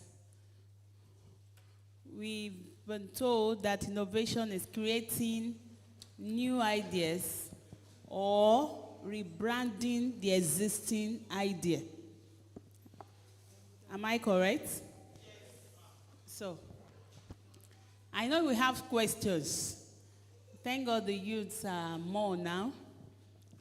And I want to believe you are not with the phone, you are not on TikTok. Please, if you are, close that chapter now. Let's ask questions. How many of us have questions here? I know you will be the first to ask the question. Okay, let me give the number so that we come in. Yeah, let's start with, you take number 1, 2, 3, 4, are you? 5, 6, 7. Anyone again? Okay, now, when you want to come ask your question, if your question has been asked, don't ask again. Except you want a further clarification. Is that okay? All right, thank you. Just ask your question the way you want to be asked. Okay. Thank you very much to our speakers for the lecture so far. I want to ask 2 questions. So the first one, I'm hoping that you are all not purely business people. I'm hoping that maybe some of you were 9 to 5 at some point, and then maybe made that pivot, so maybe you can relate better with what I want to ask. So, as a professional, maybe a 9 to 5, you go to work. Most likely, you might not be 24 hours hands-on on a side business you are trying to run. So what that means is, at some point, you have to trust Nigerians. And unfortunately, if, at least from my point of view, it's not always a good thing. Sometimes it ends up you wondering if you are willing to spend more money with the police, or you just want to, cut your losses and leave it to God. So how do you monitor these things when you are establishing something on the side? Because sometimes you don't want to entirely leave what you are doing, because I don't know, not everybody is really that kind of success story that, they resigned immediately, went into it, and it succeeded. There's that chance that it can fail. So at times, you don't want to leave what you are holding. You want to juggle the two. Yeah, so my question is, how do we monitor and ensure that people you are working with don't take advantage of you? So the second one, I said I had to. Okay, so the second one, I had the mention of that you need to, that when others are fearful, that's the time to be greedy. And when others are greedy, that's when to be fearful. So I want to ask, how do you strike the balance? How greedy can you be? In the sense that there's still that possibility that that thing you are going for might fail. Now, some of us have a different background, and failure is not really an option with us because you are not the only one. Like, you have other people depending on those finances that you are getting at some point. So how do we strike that balance to ensure that you are not too greedy and then you have ended up biting more than you can chew? Thank you. So I think I would like to answer the first question, and I will see why then maybe I leave Sir Bakare for the second question. And the reason why I would like to answer your first question is I live quite the same life like that you live. So like I said when I started, I am not an entrepreneur. I work for an entrepreneur. So there's somebody that owns the business I run, all right? So making it simple, Mr. Bakare has hired me to run a company for him. So that's my own situation. However, interestingly, I also, as part of my own future plan, I'm developing my own business. All right, so quite the kind of experience you have. Bakare said something very important. And if you look at the life of every successful entrepreneur, at one point in their business, they've had to hire people to take up operational arms of their businesses. So while they lead the vision, they have people that they have trusted with your chief executive officer, your chief financial officer, your human resources department, your legal unit. So at a point in your business, whether it is starting now or where you are climbing to the peak of your business, you have to hire people and trust people to do your business. So there are several things in business management that you have to learn. There are several things in business management you have to learn. And that is, first, you have to be able to communicate your vision. It's not good enough for you to have your own vision and internalize it.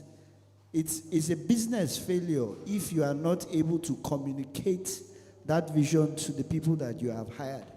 Secondly is your hiring process, right? You have to have a very strong hiring process. Bakare mentioned about the recruitment he was doing for his solar business, where they had two very strong candidates and one more person. He was looking for attitude versus knowledge. He was looking for a driver than someone that would stay. So in those processes, you have to, and there are several companies like HRE that can help you with your recruitment efforts and all that. I'm marketing now, so please note that down. So there are several companies there that can help you look for strong replacements, strong business. But like I said, in my own situation, 9 to 5, 5 o'clock is over, everybody goes to bed, 9 p.m. to 12 midnight, I'm on my laptop doing my second love, which is my second business. But in that second business, I have people that are doing the 9 to 5 of it, that are there from 9 a.m. to 5 p.m., and I have already patched the vision that I want to establish. So that at the time when I say, all right, I've given my best to this business, I can now sit down, focus on that vision, this second vision of mine, and build it up. I hope I've answered your question. Thank you. The second question, when people are being fearful, you should be greedy. Be fearful when people are being greedy. Everything we do in life evolves around risk. I mentioned it. And you have to have a huge risk appetite, because nothing is guaranteed. Even life that we live, there is no guarantee. There is always, now, if you ask anyone here or anywhere, they will say Nigeria is not settled economically. There is always that opportunity. Yes, money gives you advantage. If you don't have money, does not mean that you cannot do something. Because some people, because they don't have money, they say, I can't even think, I can't do anything. That is not true. When you have money, you're at advantage. There is always a value gap. Amidst all these crises, I'm going to mention about 3-4 things that you can even do your research on. And if you take it on, I can guarantee you up to about 70% that you are going to achieve that success. One of them is there is energy crisis in Nigeria. In the recent times, the IBDEC on PHCN through the Electric Regulatory Commission, they have increased our power tariff by over 300%. Nobody planned for it. Now we have started living in Nigeria the way we live abroad, that you must not live this. This is a luxury. How many of us are here? Look at all these lights. Money is burning. So what now happens is that even if it is 10% of Nigerian population, which is about 25 million people, they want to get disconnected from the grid to find alternative means of generating power. That's part of what my field. So for now, if anyone wants to venture into a new business amidst this unrest economically, power is one of the things you can venture into. You can never go wrong. The increase in the price of light has come to stay. So if you can find alternative means of generating power, you are not even taking risk. It's a good business.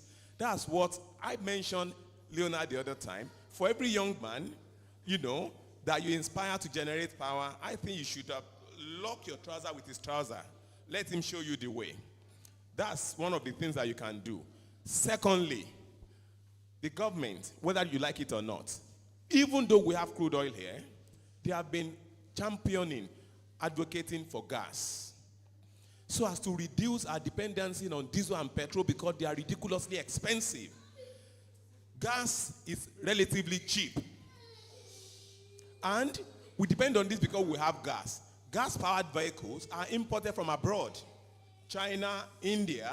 For every young man and woman, you can collaborate with people abroad, even if you don't have the money. Have a business plan.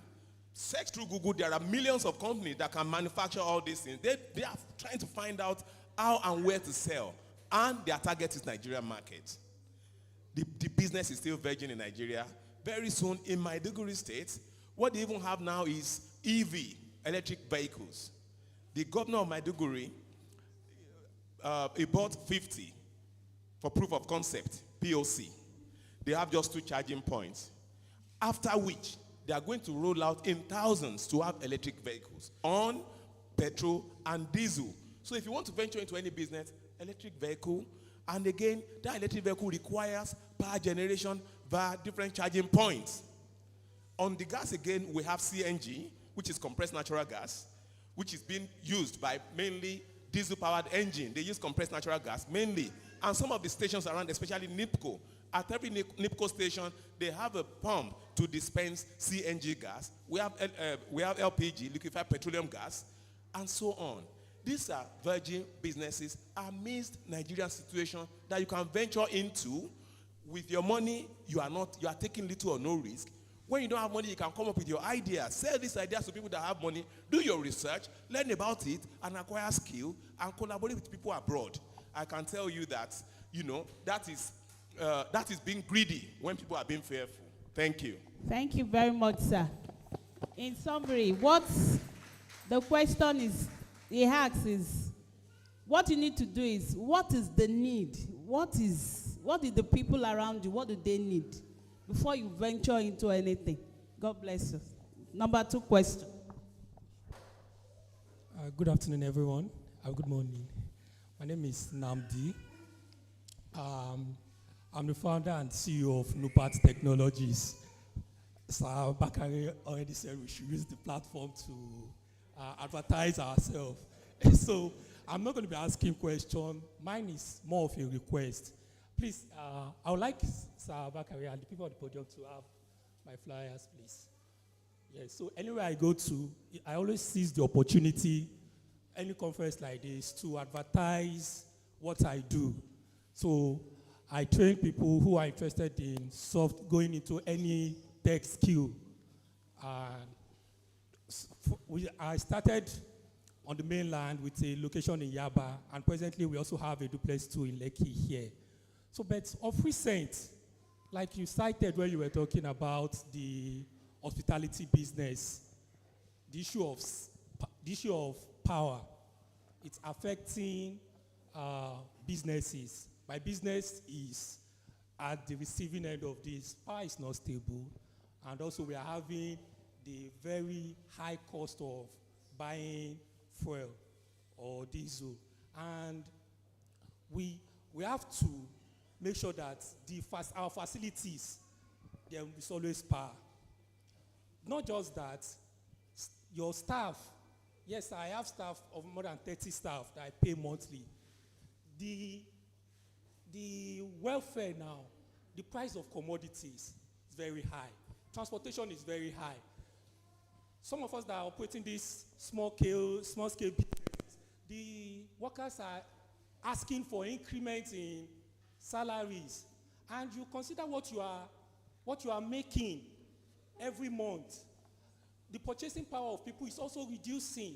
People can no longer also afford to pay that amount you are charging for the skill that you are offering them.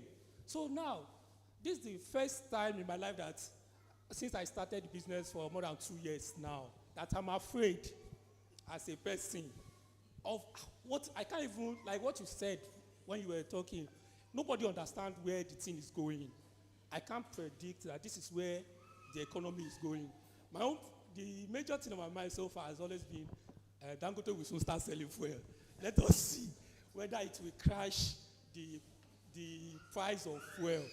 So, before now, yes, I'm not asking a question. I said I want to make a request. Before now, we have always had a plan of mentorship, linking people with mentors in the church. But that arrangement has not really, because it's a general thing. I'm now using this opportunity to request. There are some people that are having startups or companies. At the moment, I want to venture into real estate because I've been researching what am I going to diversify into. I also have a fintech application that is also coming up.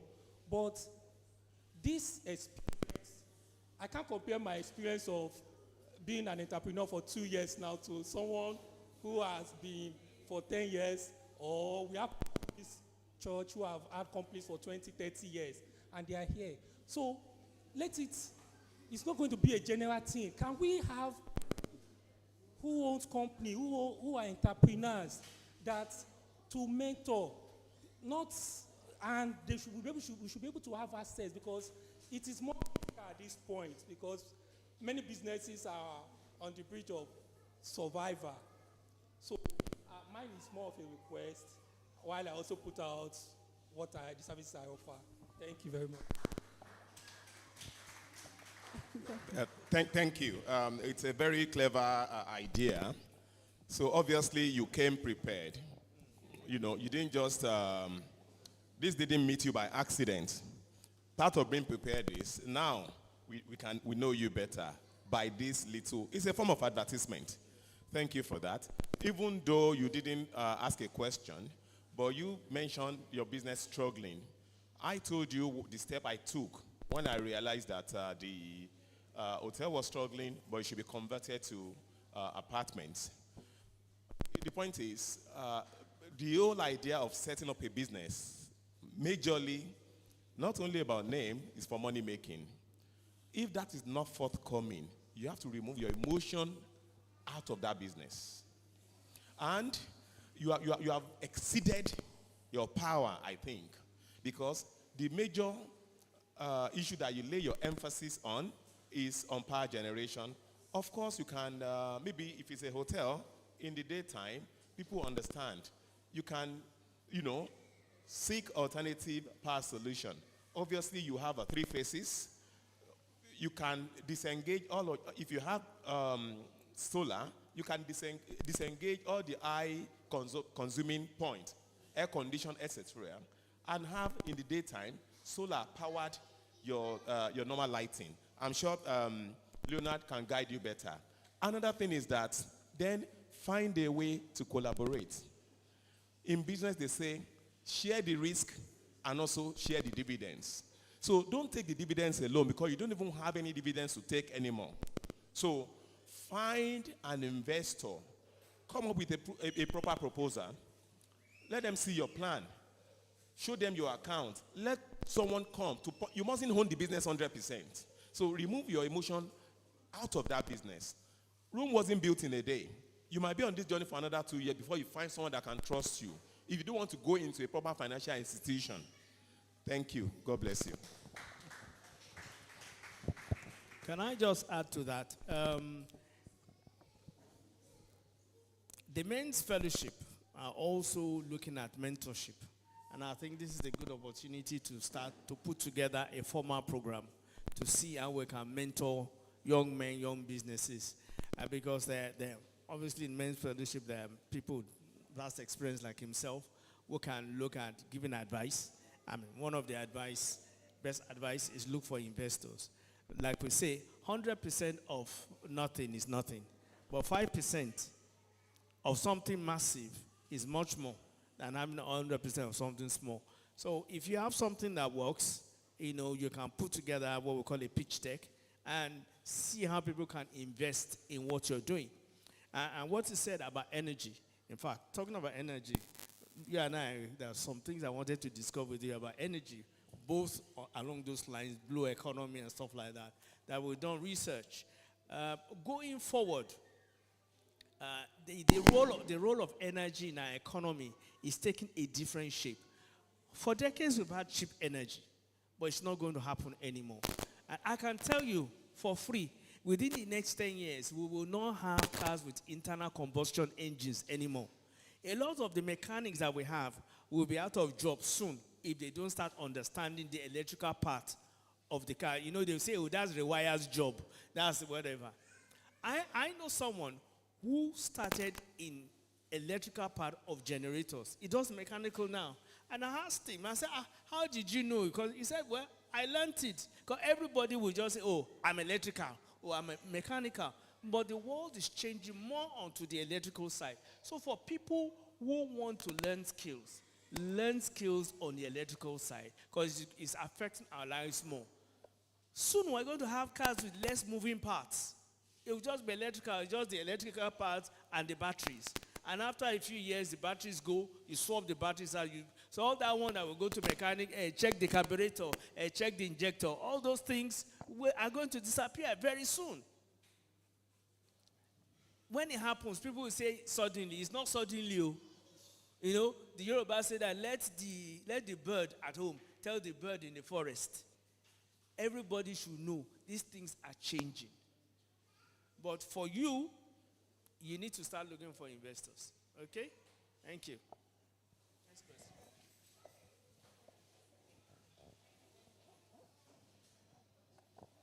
Everyone. Yes. So my question is segmented into two parts.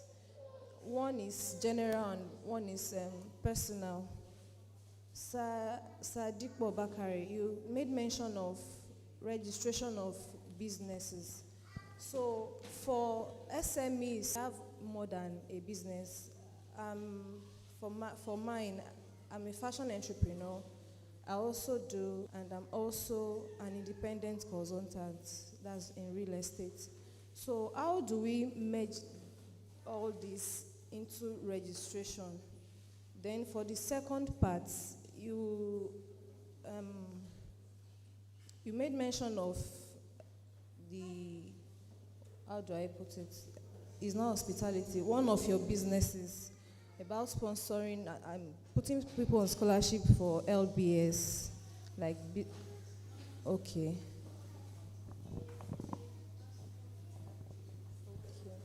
Right.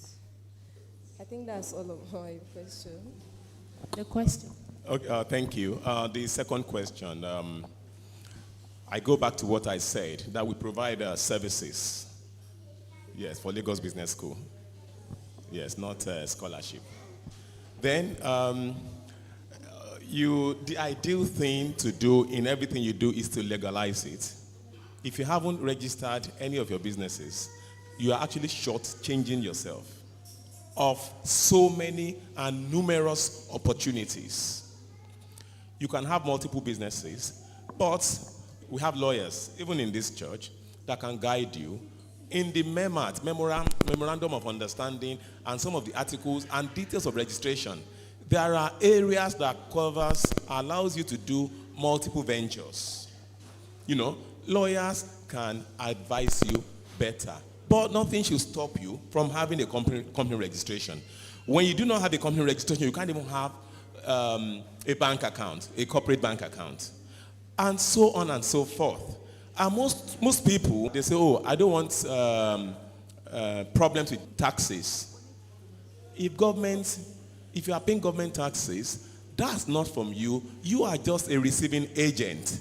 For example, the value-added tax, when you have calculated your own cost of production, profit, and everything, add government money to it, so you are the one receiving it on their behalf.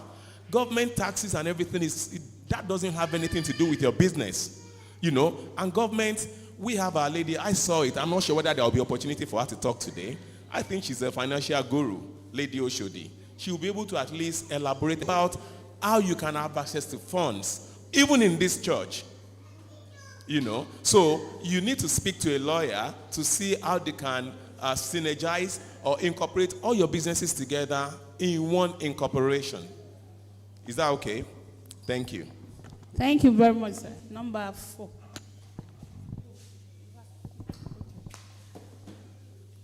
This is just an observation for the speakers. That's why you were giving your presentation. You spoke about failure, but you didn't actually give any examples of when you have failed. And I always find that, especially when you talk to the youth, when they see you, they find it difficult to believe you have ever failed, because all they can see is just the glamour and everything else. So it would be nice if each one of you can give an example of when you have failed in your business ventures and how you have how you plucked yourself up again. I think they will find that very useful. Thank you. Maybe I start with myself. So I mean, then we'll go around. So maybe I start with myself. So a lot of people don't know what I do. So I'm going to take a cue from Sir Bakare and my No Pants Code Camp partner and talk about myself. So I'm a mechanical engineer. I have been practicing for 25 years. I've been managing director for one of the world's largest engineering company. We are present in 45 countries, and Nigeria is one of our largest offices. From Nigeria, I am responsible for the whole of Sub-Saharan Africa, so all the way from Cameroon up to Senegal. That is my area of purview. So, and the kind of business we do is we advise. We consult for oil and gas companies, energy companies, about building big, massive infrastructure projects. So not small projects, massive infrastructure projects. And failure is commonplace. We failed in projects where, while executing projects, we lost money. But I think the one that I feel that would resonate to the house was, I do remember when I took over I do remember when I became MD, Nigeria was in recession. At that time, I think I took over my first year as managing director. The company made a loss of roughly, in dollar terms, $2 million. That was the loss we made. And to recover that money over a period of a year, I had to reduce our staff strength from 82 to about 60. So I had to fire 22 people. And I think my wife would remember that period of our life. It was one of the most difficult periods, because having to tell 22 people that their income will stop and they will not be able to feed their family. But there was a promise we made, and that promise was, whenever the company picked up, we were going to bring all of them. And I thank God we were able to bring at least almost everybody back. I mean, those who were willing to come back. But one thing Sir Bakare said is grit. Nigeria is, and I think that was Sir Solesi, Nigeria is not the easiest place to do business. I say, doing business in Nigeria is sinusoidal. Those of us that are science students will remember the sine curve when we are in maths class. It goes up and down. So for 3 years, it can be all rosy and fine. And then for the next 4 years, it might be a complete disaster. The most important thing about a business is you always have to find your mean level. That is that whereby when there is up, you are not eating all that good profit on top and keeping a reserve for when it goes.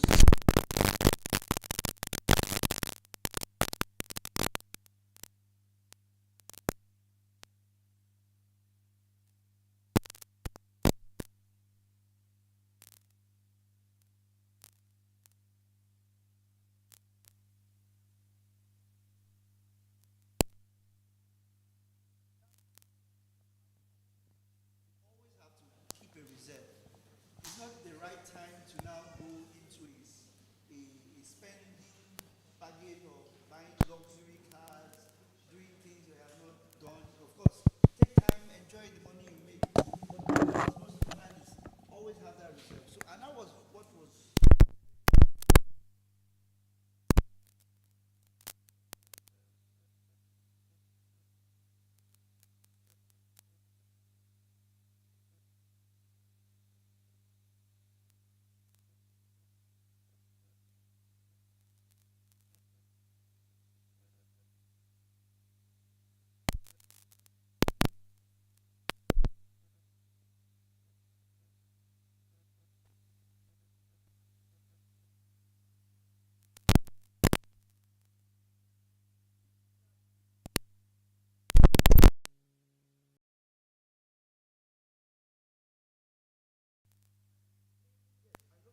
That's the word, I don't agree. Or, like we said at the beginning of the year, don't grieve for anybody. Just keep pushing. And I think that's what we've done. And now, the company that went down to 60 is now 152 people. So it shows that with hard work, with focus, with determination, you can turn a failure into complete success. That's my story. Thank you. Let's. What is alarm? Hallelujah. Well, I'm sitting amongst business people. You know what they say about women? They say their business is just, how do I put it now? Okay, I'm not in the big business category. But like you say, all businesses have their ups and downs. And interestingly, for me, 2020, the COVID year, was a turning point for me. Initially I had a clothing boutique business. And even when I went into it, I was asking myself, what am I thinking? Because by nature, I'm not the fancy, clothing kind of person. But what took me into it was because I had the opportunity to travel abroad. And when I go, I buy clothes. And when my husband suggested it, I just went ahead. It was about 4 miserable years for me. And one day I was just like, enough is enough. And I packed up everything. That is colossal failure. Because people were like, It was a big, like I got a 3-bedroom apartment, all of that. And I actually got a story building. But I now let out the lower part. Because I was doing everything, male, female, and children. But I saw that I wasn't making the right choices of things. I had a large stock, but they weren't moving as they should. I was very, very concerned about pricing, which is one flaw I still have to today, keeping my prices as low as possible. So I just packed up one day, gave out the one I could, sold some off at this thing. And for 1.5 years, I was just there, doing nothing. And then what had been like a hobby or part-time job was what I now decided to go back into, kitchen and dinnerware, which is what I'm still doing today. It goes up, it goes down. It's a small business. But one of the things I learned, we've spoken about, I would just call it Kolapo, like inviting people in. I haven't done that much. But what I have done is to have outlets. And it was the COVID year that I discovered the importance of having outlets. Because I didn't open, even when they said we could start going back in June, I didn't. Because I was like, my workers are going to come with public transport.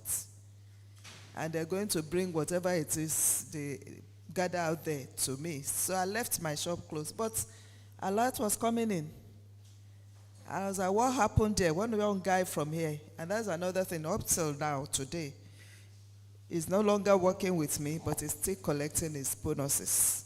So it's something that some of you people here can do. So he had gone out with goods, marketed it to shops on a sales on return basis. And so in the comfort of my house, the whole of April 2020, nothing came in. By May, a little something came in. I was like, June, and it's kept on increasing. And then strategizing, like you said, is either you repackage what you've been doing or you go back into something else. Today, I look at myself more as a packaging, my business more as a packaging business than what is selling. Because what I do is market to companies, package it, and they brand it for them and all of that. And I think that pays off more than just having the goods and then selling. So when things are down, I was just telling somebody, at some point I stopped opening on Saturdays, but I was telling my people, we need to get more people. We have to have Saturday business. So when it goes down, think out of the box. What can I do to enhance Thank you very much, whatever it is you're doing? Yes, sir. Thank Sir Kolapo, sir. I thought I was going to escape that. Well, what should I? I'm trying to think which one. Which one? Yes. The thing is that, okay, let me give you one. I told you about the POS. Before the POS, we actually were one of the first group of people to put together an application to Central Bank for mobile money. And I remember the first day we went to Central Bank with First Bank. It was just with First Bank at that time. And we did a presentation. Before we did the presentation, my laptop stopped working. I had this fancy tablet I used to twist, and I used my daughter's pink laptop. Can you imagine a pink laptop, Central Bank? We did the presentation, and they loved it because at that time, mobile money was still novel in Nigeria. Our product was called M-Money. You know, this one is our own. And after the presentation, Central Bank was very receptive. We put together, and then we decided that actually it would be good to have a telco. So we did a presentation to Glo. They liked it. So Glo became one of our, and we did a proposal to Central Bank. Guess what? The next month after our proposal hit for Central Bank, they put out an RFP for everybody to apply. So we had to put in a new one, a much better one, look for investors in the business. And eventually, we did a presentation to them. We were the only one who did an actual demo. All the other people sent them pictures. You had this 6-hour interview with NSA, Consumer Protection, Central Bank in Abuja. And eventually, we got what they called an approval in principle. But guess what? Glo got greedy. It was like, where are these guys now? Glo had 26%. First Bank had 51. We had 24. It was our idea. We were the technical partners. At the end of the day, they said, hey, you have an MOU. The MOU is, what happened was they had a new GM in First Bank. And I remember that meeting. We met the guy. The guy looked at us. He said, where have you done this before? And we all looked at him. Is he mad? Who has done mobile money in Nigeria before in 2011? Nobody had. Eventually the whole thing went, we took First Bank to court. Initially, we just thought. After that, I went to First Bank for something else. And one of the senior managers said, do you still want to do business with First Bank? I said, will I not eat? The whole idea is, if something fails because some people pull it down, you dust yourself up, you come up with another idea. And I'm still working with First Bank as we speak. I still work for them. But that was a unique opportunity for mobile money to work in Nigeria. Till today, it's not working because the people who stole it wasn't their idea. People can steal things from you. If it's not the idea, it will not work. And that's why it's not working till today. And that's why we did that POS, which was an offshoot of mobile money. And everywhere you see POS. The simple reason is the cost of doing POS is cheaper. And it was designed for people to do it within businesses. It's really what we call cash management. I have cash that I've sold things, and you don't have cash. So you give me the cash, and you give out that cash. It's cash management. That's the basic principles. But people who don't understand, that's why if you have too many people doing POS at the same time, they will not make money. Because there are too many people doing it. That's not the way it's designed. But we have failed. You dust yourself up, you get up again, you think of the next idea, and you keep moving. Thank you, sir. So the last speaker, sir. Let's hear from you, sir. Thank you.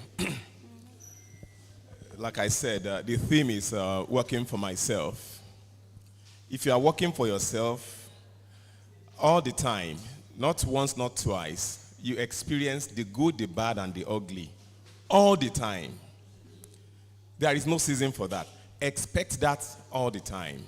I'll give you a couple of, maybe just one example because of time is fast going. Let me even just mention Dangote.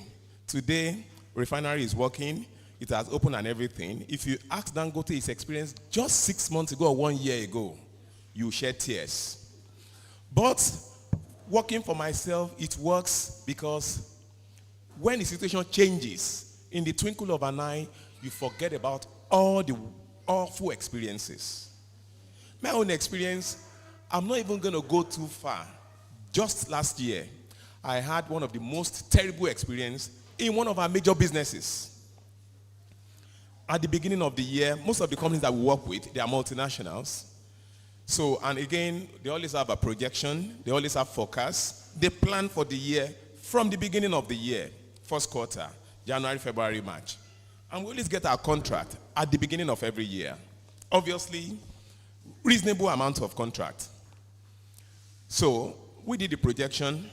We peg our dollar rate at worst case scenario. They always pay us in naira, whereas, some of the items that we use raw materials are dollarized. So they gave us a lot of money, sometimes in February. They blocked the rate throughout the year. From that January or February, we must supply the same rate throughout the year. No one will ever imagine that naira will be so devalued that it's going to go down by over 200 or 300% against US dollars. Nobody saw it coming.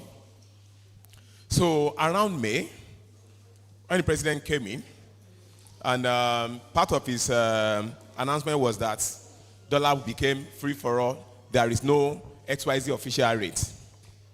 Everything changes. When we got the money, normally we didn't push all the money abroad to secure the material. Even if we had done that, that wouldn't have helped us. So from May till December last year was one of the worst experience that we have in one of our major businesses. That every month we were always praying to get purchase order. But from that May last year, we were praying not to give us purchase order, because getting that purchase order, we know that we will lose over 200-300%. As at June, from June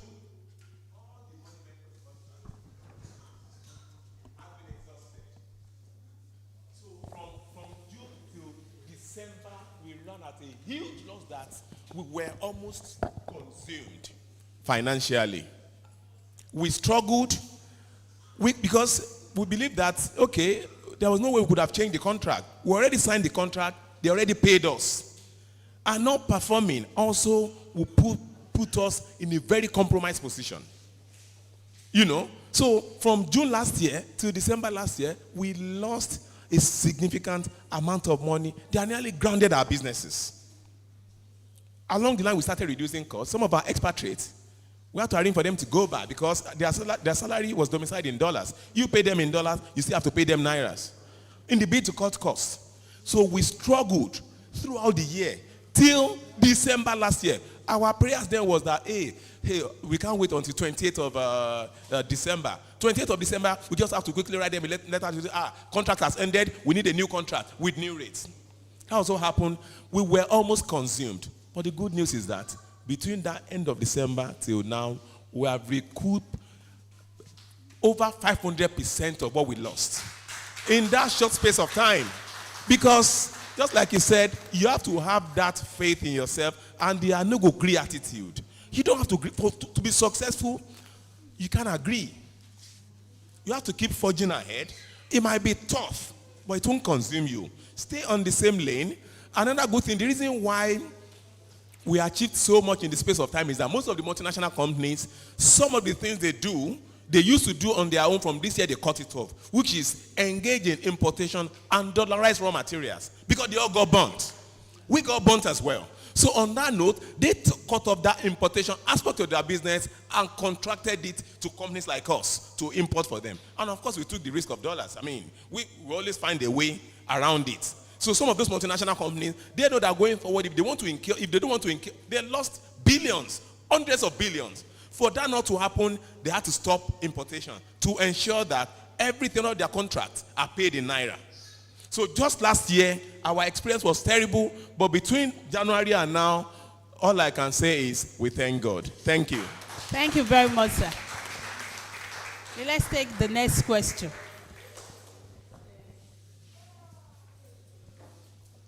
Good morning. It's afternoon now. So I have 4 questions. And yes, and I'll direct it to each one of you. I'll start with Sir Oshodi.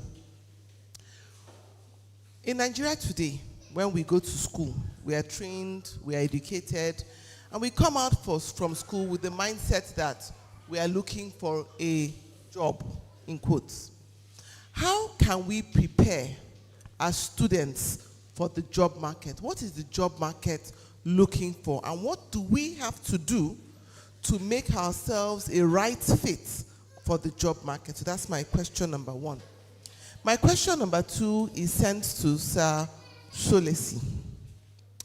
Are we all cut out for business? If we are not, how do we identify in ourselves what would make us a right business person? What are the characters or the things we need to look for in ourselves to know, yes, I will be successful in business, or no, maybe I need to go and develop myself if I want to go into business, or in fact, forget about business. Me and business were not a right fit at all. My third question goes to Reverend Aladekomo. If I'm given a job in 9 to 5, one of our participants today spoke about when you're starting a business and you are employing people, you know. Biblically, I want you to speak to us. Is it right when I have committed to provide service to person A and I'm working 9 to 5, that I should go and start my own business whilst providing service to A and use his time to run my business? How should it be done? What is the right practice for 9 to 5ers when you're transitioning from providing service to being an employer of labor? What should the process be, and what should we guard against? My last question is to Sir Bakare. As we transition into business, sometimes we don't have funding. Are there angel investors, channels? Can I go online to look for sources of people that will invest in my ideas? How should I go about finding financing for my young business? Thank you. Thank you very much, Ma. I think what I spoke about when I talked this morning was skill acquisition. And I think that is where your question is lending towards. But I would also want to jump at the very first question by Nupat there, and how Sashulese responded. Now, the skill sets we needed in 1970 is quite different. It's no longer relevant in 2024. And at the way we are looking at 2024 now, the skill sets for 2050 is going to be totally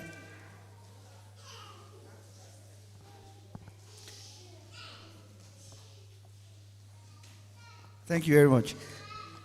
The skill set in 2050 is going to be totally different. So what is most important for everybody, especially students, is for them to know what will become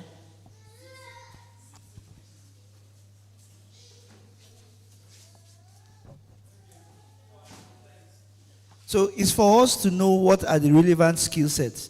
I was saying, in 1970s, our parents wanted us to be doctors, lawyers, engineers. In 2024, if you look at the most relevant careers, they are mostly in tech. Data analysts, coding engineers, software engineers. Now we are looking at robotics. Everybody's talking about robotics because AI and application of AI is the next best thing. So for those of us going into school, is to start to look at what skills do we need to push whatever knowledge we get into university. Like I said, there's nothing wrong in children now. I have two girls. I encourage them to code. The only time they are allowed to use their laptops in their house is their homework and code. So they are coding and applying their coding to robots and everything. And this is the skill set they would also have to focus on. So right now, what do I need to do? What jobs are relevant in the next in 10 years when I'm going out of school? What jobs are relevant in 20 years when I'm going? What skill sets do I need? If it is coding, if it is script writing, then focus on it. If it is tangibles you want to go to, if you are very good with your hands, then we are talking about arts and crafts, like Sashulesi talked about putting this together. There's so much opportunities out there. It's just for us to now, I don't want to say less emphasis on the education, but that is also very high emphasis, but an increased emphasis on skill acquisition.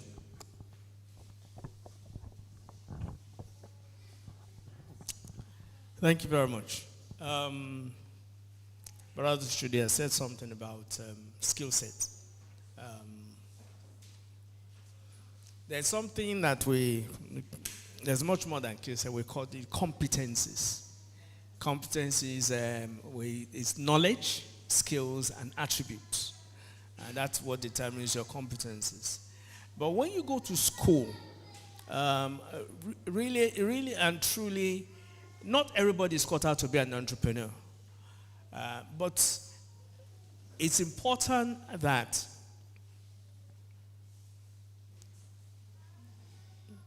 whatever you do, the most important skills, right, is you need to be literate. You need to be able to read and write. Coding is important, but even, we said coding was important. In the next 10 years, coding will not be as important as before, because now we have AI, artificial intelligence. What is now, even this was said by Jensen Huang, the co-founder of NVIDIA, they do chips. He said what is going to be more important in the next 10 years from now is all those professions that we had before will still be valid. Engineers, lawyers, doctors, accountants, business people. What's now going to be important is that your knowledge of those industries, you now use AI to improve it. I use it as a management consultant. Before, I used to spend time going through if I'm doing anything, I go through what I've done before. There must be a template there that I will use. But now, I will use AI. I will give it, I can write 1 page in ChatGPT. 4.0, not 2.0 or 3 or 3.5, the one that the top one. I will write 1 page. I will give it background, like you are talking to somebody. And then say, write me a short essay or a presentation, and it gives me all these things. And because you have an account, whatever you do is still there. So you will use it. Okay? Now, when you go to school, okay, you need to say, this is what I want to do. And you work at it. For some people, they cannot be entrepreneurs. So which means you need to go into a company, you work as a teacher, or you work as an accountant, or you work in HR. You choose those areas. And anybody, look, let me tell you one thing, and it's also relevant in our own period. It does not matter what you study in school. For those who are going to be lucky or good enough to go to university or polytechnics, what is important, you come out with a good grade. And then you now decide what you want to do. Because when you are young, you don't really know. What do you say? I want to be a lawyer. What do you know? Just go in there and get a good qualification. Yeah? University or polytechnic. When you come out, after your youth corps, you now decide what you really want to do. But in the interim, what Brother Oshodi has said is get skills. Holiday job should not be something that you used to watch film or whatever. No. Get in England. I used to recruit graduates when I was in Glaxo. One of the things we look at is, have you worked before in your life? If it's selling sweet, it's good enough for us. Because that means you have that understanding of working. So don't let this summer holiday come and go and you have not done any work for anybody. Even if it is free, it's still good experience. I have recruited people before as a project manager, a housewife. She was a housewife. She hadn't worked for a while. She was managing the home. But if you can manage a home, you can manage a project. Just like he was saying, he was looking for attributes and attitude, not experience or whatever. Because let me tell you, the most important to us as employers of Igbo now is integrity. Now, it's not even competence anymore. Integrity. I lie? That's the most important thing. Because integrity is 0 or 100%. There is no 95% integrity. You either have it or you don't have it. If I cannot trust you, I cannot entrust my business to you.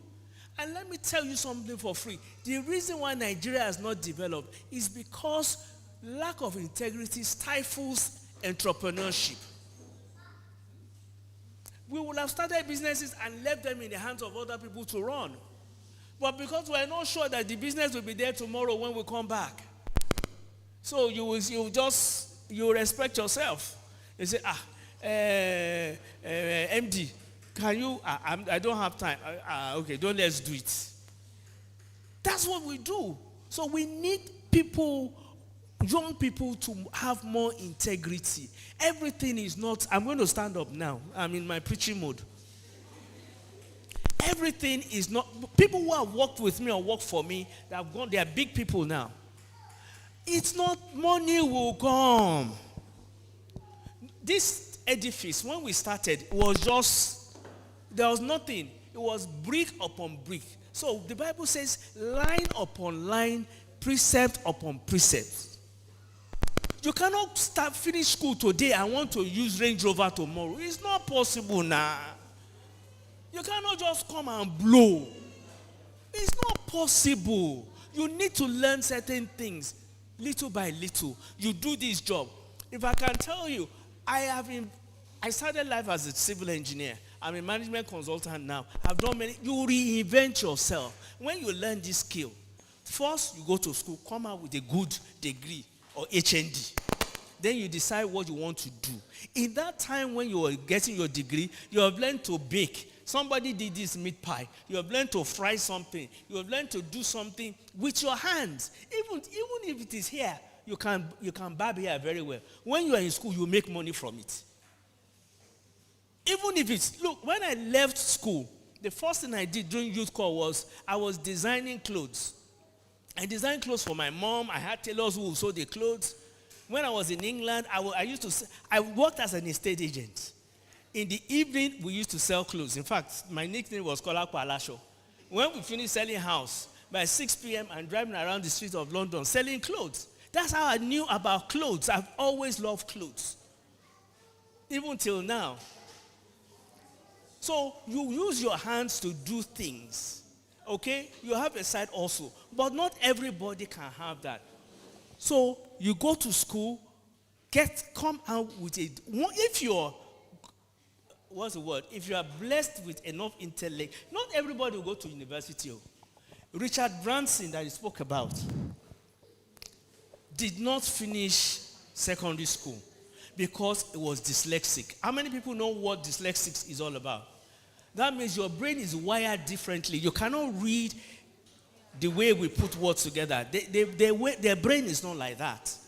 But in those days, they used to think they didn't know anything. They used to think they were dullards. Now we better understand that people learn differently. So if you go to school and you can pass exam, you can do, then you go in, come out with a good degree. Thank you very much, sir. Then you decide what to do. Thank you very much, sir. The Reverend Aladiko Moma. What is the lamb? I'm glad Sir Solesi spoke about integrity.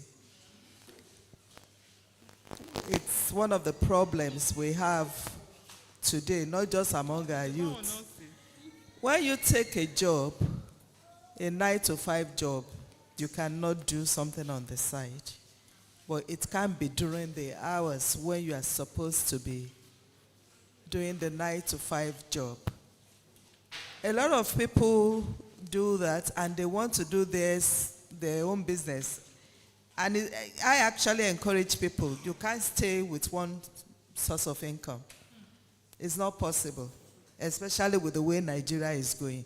So you have to diversify or you have to find some other things. But what you're going to do is find something you can do, one, that will not clash with the nature, with your 9-to-5 job. Because some people will, they get into a place of work and they decide to do something that is just like I sell cookware, for example. And then I employ somebody and it's, oh, it's so easy to make money from this. And then you now start selling the same thing. Chances are that somewhere along the line, you will shortchange.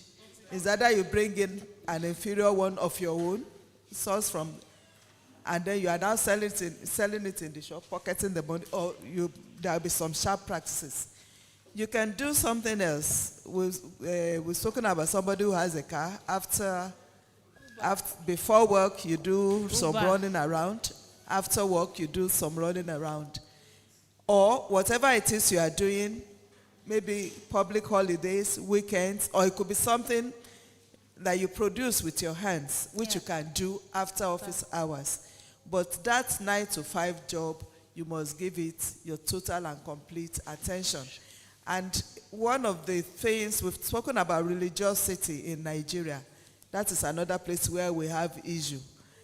Especially when you employ people from the church, they assume they are entitled to go for every single program that the church is doing. I have that because all my workers are church members. So there has to be commitment to whatever job you are doing. And when I talk about religiosity, I see companies train people. You know, like you go for a retreat or so for some training, and then they give money to them to go and buy books. And they go in and buy Bibles and church-related books. You are expected to buy the kind of books that is going to train you for or enhance whatever training that you have been given. Or even if it's on the internet, you spend that spare time concentrating on the night both ways, but you have a commitment to your employers. So that's what I would say. Thank you very much, Ma. Yes, sir. Thank you for the question, my sister, Lady Olayori. Eligibility to funding. I think that's basically what your question is. And I spoke earlier that my advice for upcoming business people is knowledge. Knowledge and knowledge. Whatever that business is, either you produce or either you sell, whatever it is, you may not be a financial expert to access funds. There are people that could assist to take that burden away because you are a novice to what you don't know. And I would not agree that you cannot have access to funds. I would not agree. If you have your documentation to access funds for anything, there are criteria to meet. Of course, you have your cert of incorporation, you have your tax clearance, you have your personal income tax, you have all the documentation. If you have all the documentation, you are qualified in the first place. And then again, going by your accounting, going by your books, if your book cannot go through the risk assessment, if they do your risk assessment, you have been doing your business for 4 years, there is not even a single profit. So how do you now want to convince the lender that you can pay back when within 4 years? Bear in mind that for every business, stabilization period for every business is usually 4 years. So if within 4 years you don't have your books that can show that this business could be self-sustained, what you actually need is cash injection. They will turn your application down. There are different financial institutions. We have microfinance that borrows market women money. We have normal banks. They have a SME department, small and medium scale. We have Bank of Industry. If it's agricultural related, we have Bank of Agriculture. If it's related, we have Mortgage Bank. Mortgage Bank. So, and again, that's banking. There are people that have money, but again, they don't have business idea. What they do is that they loan people money and get dividends. These people are there. So if you have a financial consultant, they can help you package what your business is. Right from there, they will do the assessment. They will even tell you the viability and the possibility of you accessing loan. If your intention is to borrow 10 million, they will tell you that they can only, with your books, they can only give you 2 million. So I guess you are advised to meet a financial consultant for a better guidance. Thank you. Thank you very much, sirs. Thank you very much, Ma. At this point, I think we need to draw the curtain on questions and answers. Please, because of time. Okay. The house. Good afternoon, everyone. This question, I normally ask it steady, and no one has answered me. Now, I'm a serving copper, about to finish by July. Now, I'm someone that is intrigued about children. There's people that are slow learners, because I use myself an example. While in school, I found it difficult to understand mathematics. But when you put it in a musical terms, or in a lyrics terms, it's very easy for me to understand. Now, I found out that children at this generation, most of them don't want to write. Some of them don't want to read books. But equipping them with a tablet or phones that can actually enable them learn those things is an innovation. But then, looking at our setting in Nigeria, for me, coming out from after service, I want to start this innovation. I don't have cash, and I don't have money. Now, for me to get that money, I have to go and look for work. And in Nigeria now, they will ask you, how many years working experience do you have? 15 years, okay, that was one I was actually looking out for. They asked me, 15 years working experience, 20 years working experience, 25 years working experience. But then, imagine a young man like me that just coming out from school, going to serve. How many years have I worked? Have I gotten experience? So it's a problem to our own innovation. But my own question is, now this innovation I have in mind, how can I achieve that easily? And how can I get funds to achieve that? Because already, Nigeria has made it in such a way that you must have a working experience for you to actually get. I cannot walk into a bank and request for a loan. They will ask, what have you achieved, this young man, to actually earn this? So my question is, how can I go about that? Thank you. So, again, I mean, so please, I have heard on social media these statements that a lot of employers are asking for ridiculous years of experience. I mean, I'm an employer, and maybe you are applying for jobs that are of very high experience requirements. Most companies, there's no major company in Nigeria, no company in Nigeria that does not do entry-level recruitment. It might not be annual. It might not be every year because they have not been able to grow the entry levels up. But every company, at least every year or every other year, they always hire entry-level people. Now, what I missed was, what innovation is it that you have? And that's why I spoke to skills. And to be honest, we have a big problem in Nigeria. We have a very large youth population. We don't have enough work to go around. However, the developmental needs for Nigeria is enormous. And the only way we can bridge that is with skills. I hope you understand what I'm talking about. We don't have enough companies to hire the youths we have in this country. We don't. Because we are not creating new businesses. We are not. The manufacturing sector is dead. The banking sector is barely surviving. Telecommunication is also so everybody is struggling. So there are not many new opportunities to hire a lot of people. So what we have to do is to continue to create small, medium enterprises. Those are where we should focus. And those people, their base of development is skills. I know how to do this and this with my hands. So my advice to every young man here, students in primary school, secondary school, it's not too late to learn a skill. Learn it. Go to school like Sir Solesi have said. At the end of the day, if you cannot get a job, your skill, the skill that you've learned, will transmit into the entrepreneurship that we are talking about this afternoon. Thank you very much, sir. The last question. Sorry, to buttress the point. They say from the beginning you should have the end in mind. From primary school, you know you will go to secondary school. Secondary school, you know you will go to the university. After you will serve. From secondary school, from university, you know you are going to work. Do not wait until the end before you start. That's different. Abroad, at 14, 15, you have to start working.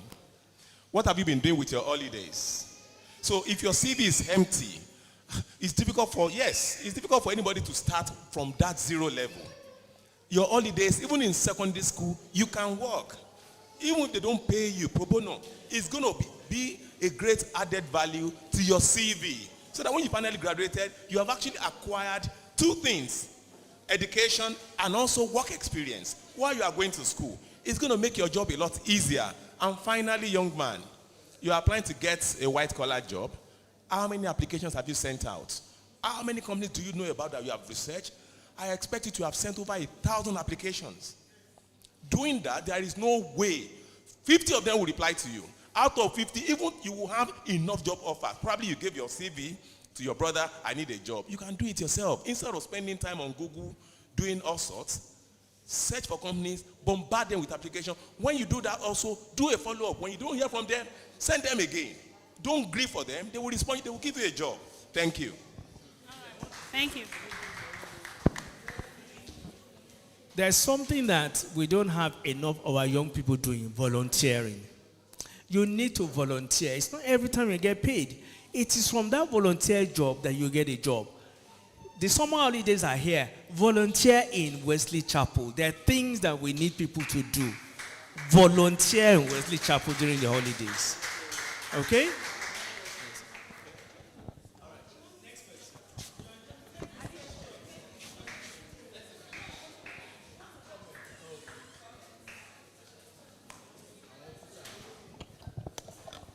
Just to buttress what everybody has said, Bakare has a son. He works at Total every Saturday as a mechanic.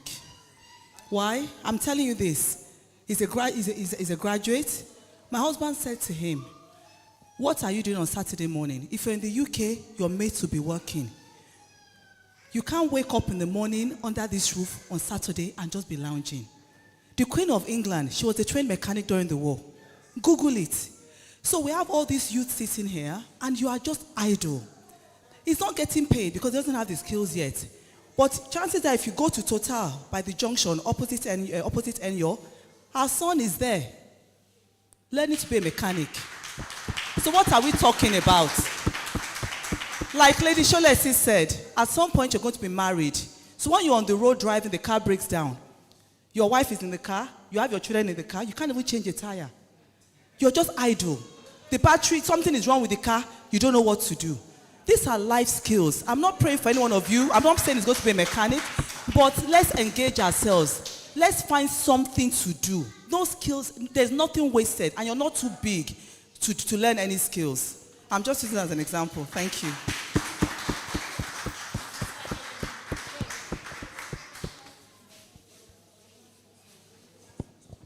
What is Islam? I have one question. My name is Darlington. I'm a salesperson. I work with Adova PLC. I did more on LPG, sales of LPG. They say we should advertise ourselves. So I have one question and I have some advice. Sorry, ma, for the youth coming late, those that came late. I know that I was one of the advocates of this meeting. In our meetings, I was shouting that we need to be here and we need to ask the right questions. But something happened and we have been answering it along the line. Like they asked our mommy, if I'm working for someone, is it right to squeeze out time? I'm talking for myself. I'm not talking for someone that came late on purpose, but I'm speaking for myself.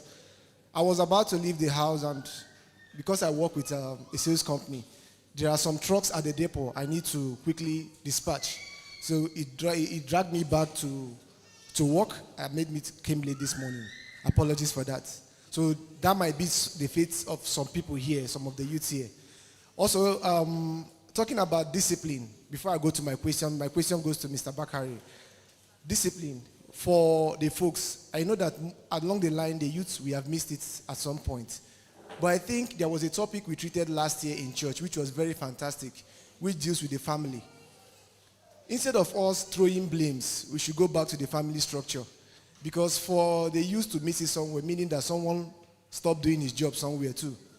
Because I remember as a child growing up, the challenge I had in the family was Nobody wants you to choose what you want. They always want to push you to do what, and these courses that they want you to choose revolves around few things that are still paying, but they need innovation, like engineering, like law, like medicine. But along the line, things changed.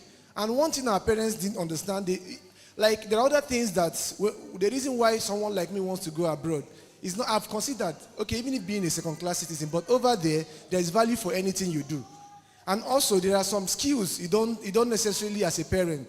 Over there, you see our mates that are playing football, dancing, singing, and their families are supporting them. But it's not like that over here. We have to force it through before we can achieve some of those things. And also going to school and getting a good grade. Sorry, I'm trying to interpin some of the point. Going to school and getting a good grade. Well, the reason I wanted to ask my question is to let us strike a balance in everything. So that it's not like this is the only way out. Going to school and getting a good grade, I also encountered that going to school. It got to a point because of our generation, you want to go to school and get a good grade. Parents encourage their children to cheat. They register their children in special centers. In fact, my parents, they won't tell you to cheat, but the advice alone sounds that you go and cheat. When you hear something like this going to an exam, they say, whatever others are doing, do it. No, that's the truth. And when you come home, and these things are coming from the family, and we can't shy away from some of those questions. Also coming to the working class, maybe people that are working. Like my brother said, even when you end up getting some jobs these days, they make it so tedious that you can't chase your dreams. And the salaries, when we go abroad, even if I'm washing plates abroad, I'll be paid for the value I added. But over here, they pay you for a token that will not allow you to chase your dreams. Whenever you listen to your manager in a business meeting, how they speak, you understand these people don't even have a future. And growing up as a child, I had uncles. My vision was to serve in the north as a child. But I couldn't say it out where my parents are. But I saw uncles coming back from Medugri, starting businesses from their NYC. When you got to our turn, things changed. We couldn't even travel. Night travel stopped. And they don't even want you. They came in there and they also made sure that you will serve where they want you to serve. And by doing this, you are trying to imprison the youth. And also talking about the social media. The social media is good and it's also bad. But someone created the agenda. Just in our country, someone created the agenda to keep someone busy. Then let me go to my questions because we've spent so much time. Sir Bakare, I have a question, and it bothers me because of the condition of Nigeria. But I picked some point from what you said, but maybe I'll go back to the drawing table and restructure. But I want to get your own experience on that. Because I have businesses. Apart from being a salesperson, I'm also a realtor.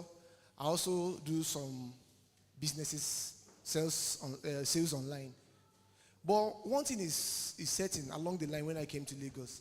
The more I advertise from the small opportunities I have in social media, because there is so much poverty in the land, and because of where I'm coming from, I want to make this point too. When a question was asked about failures, we should discuss about failures. Now, we should also strike a balance that all failures are not the same. They asked a popular musician, what was your worst day growing up as a child? And he answered, the day that the driver arrived late to pick him up from school. His experience and mine are not the same, but to him is failure. So my challenge when it comes to advertisements is this. I saw that I was advertising, I was making money, people were patronizing me. But the people that needed help, because when they see me post those things, in their head they feel like, I've made it. I have made so much money. It makes me get scared whenever I want to post something because I don't know what is going to come next. From family, from friends, from people around. So when you talk about advertisement, it gets me scared. And I want to know, you didn't give us the story. Did you do a 9-to-5 job before? Did you do a 9-to-5 job before you were able to gather up resources? Because you told us as you to gather up resources before you majored into business. So I want to understand. Because from what you said, I'm going back to the drawing table to re-strategize because the advertisement part is, I want to get a strategy on it. Thank you, sir.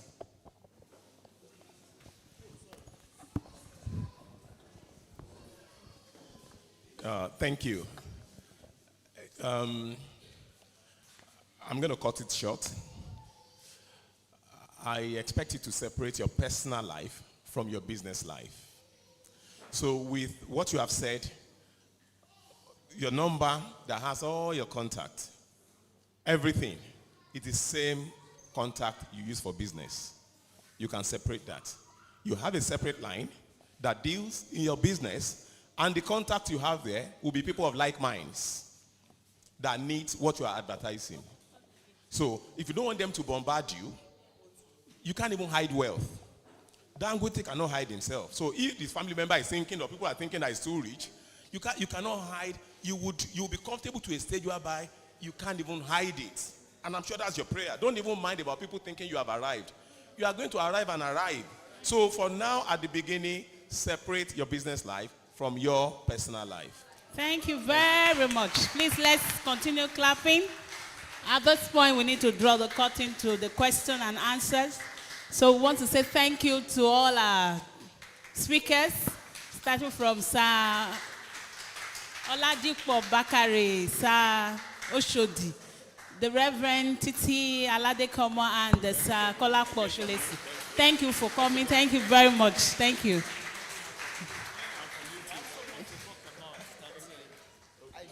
All right. Today is all about entrepreneurship and innovation. No worry, you will talk. You will talk after Lady Oshodi. Today is all about entrepreneurship and innovation. So just to encourage us, we have a young entrepreneur in the house that has learned a skill, and he wants to showcase. Oh, they're about to leave.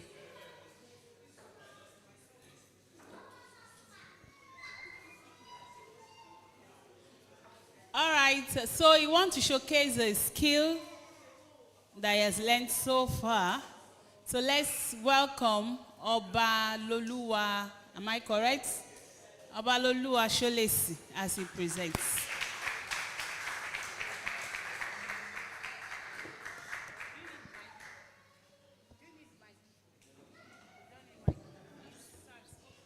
Okay, praise God. Okay, good afternoon to everyone. Like our speaker said, when you come, you do an introduction of yourself, just like you advertising yourself.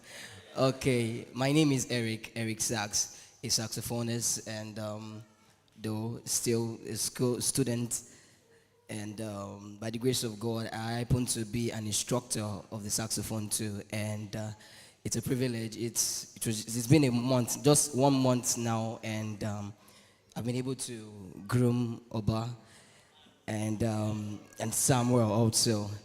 And I think I want him to do something today for us to see, because in the period of 1 month, he has been able to achieve one thing, and I believe he's going to do well. Thank you, and God bless. Within a few minutes, we'll just play some song. We'll just give glory to God. Praise God.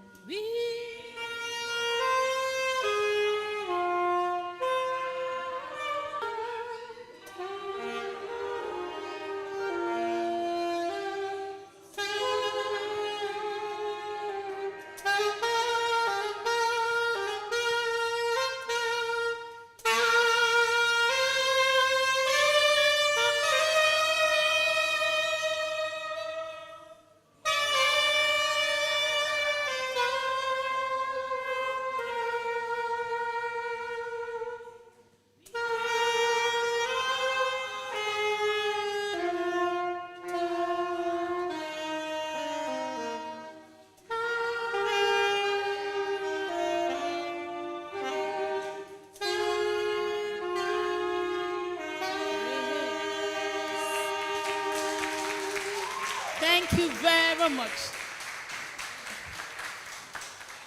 That was wonderful. It's a wonderful performance. So you can learn your own skill, and you know they are making money now. All right. So quickly before we round off, we want to invite Lady Oshodi to just speak to us on finance, owo, money.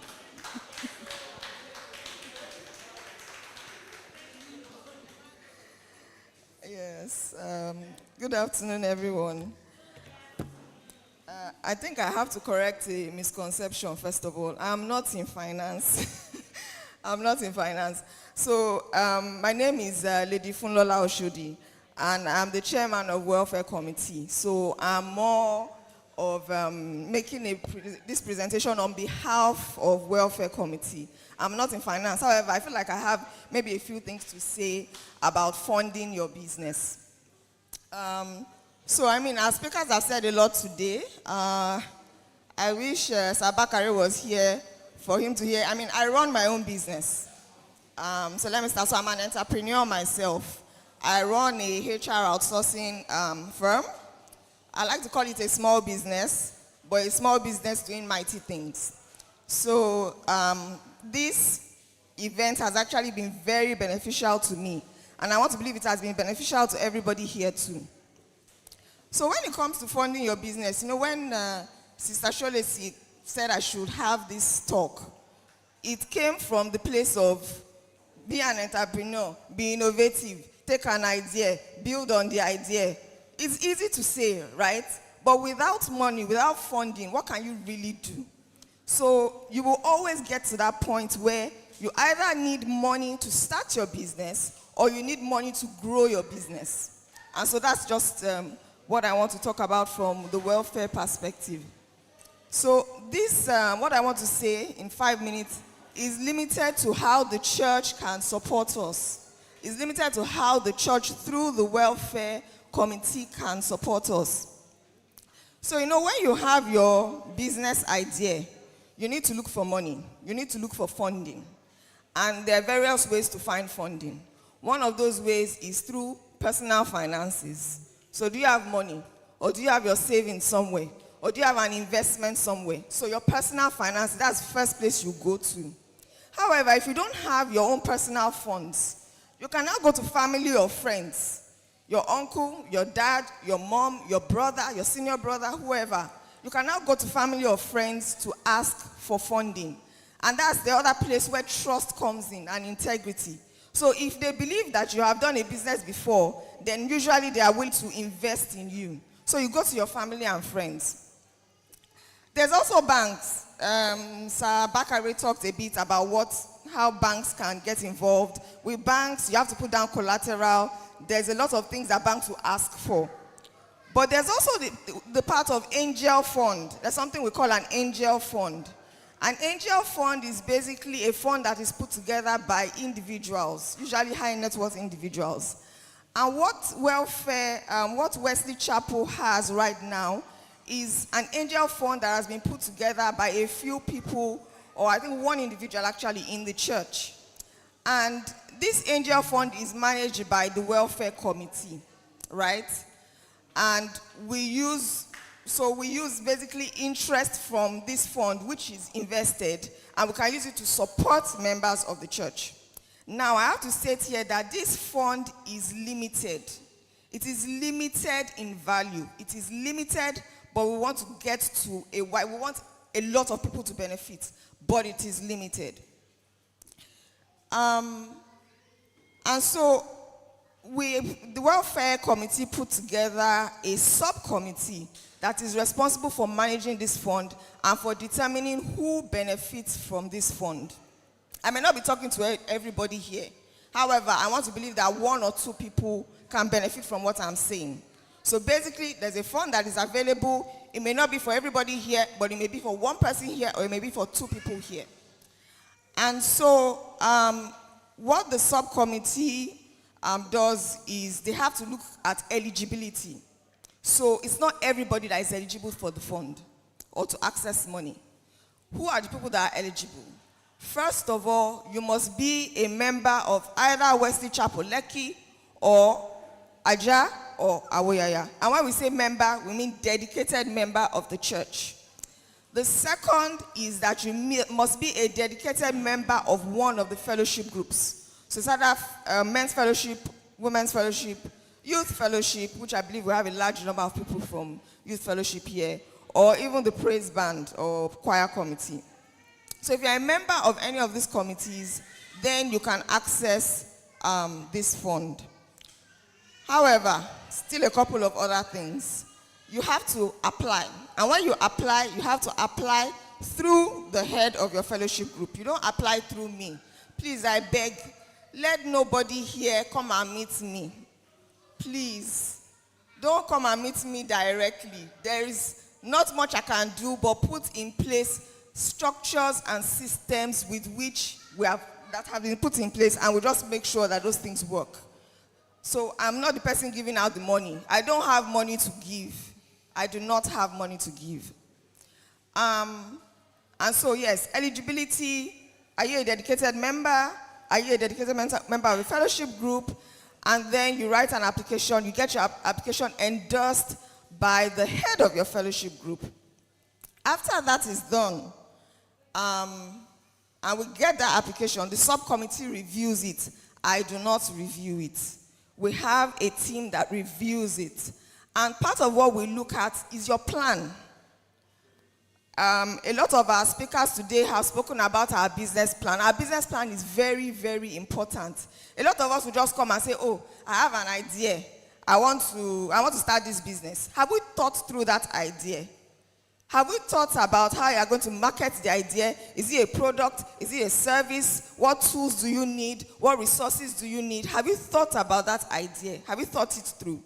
So that's what, we're not asking for an elaborate document, but we just want you to fill a form that by the time you answer some questions there, we know that even you yourself, you have thought about that business that you want to do. Have you thought about the challenges that will come up? You want to do keke napep business, or you want to sell corn by the roadside, or you want to do makeup business, or you want to do to be doing hair. Have you thought about the challenges that will come? Someone was talking about one of the challenges of running his own IT business. It's the challenge of fuel, the price of fuel. So those are the things that the planning helps us to see that you have thought through your business. And if we borrow you this money, because by the way, this fund is a loan. We don't give it. It's a loan that you have to pay back.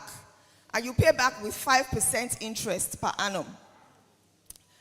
Yes, 5% interest per annum. Very, very small compared to what the banks give. So,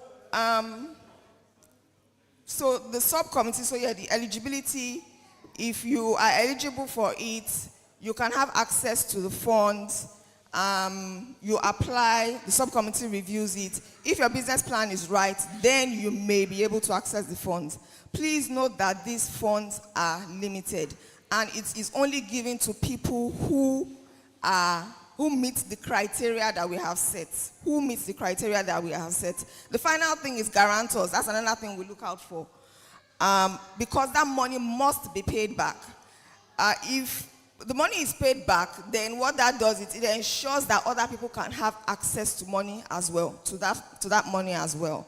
So we make sure that we get guarantors from the church. So I'm just trying to explain to you how it works. If you feel like this is something that you need access to, then you can put an application forward and move it to your head of your department. So I think that's really all I want to say about this. Thank you very much, everybody. Thank you. Thank you very much, Ma. So if you have any questions to ask, you see Lady Funlola Oshodi. If you ask any question, you can see her privately. We're rounding up, don't worry. It's 4 o'clock, my God. We're supposed to finish at 12.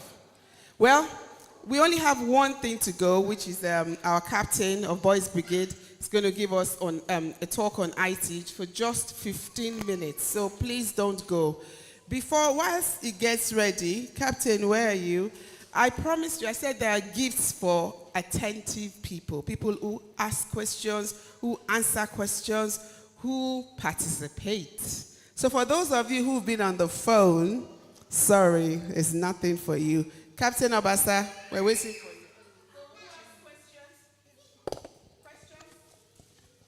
Captain Obasan, where are you?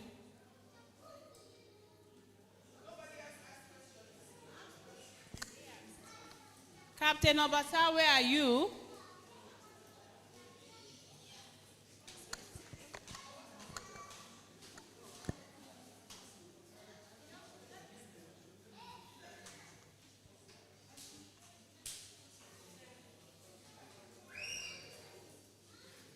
Captain Obasan, are you ready?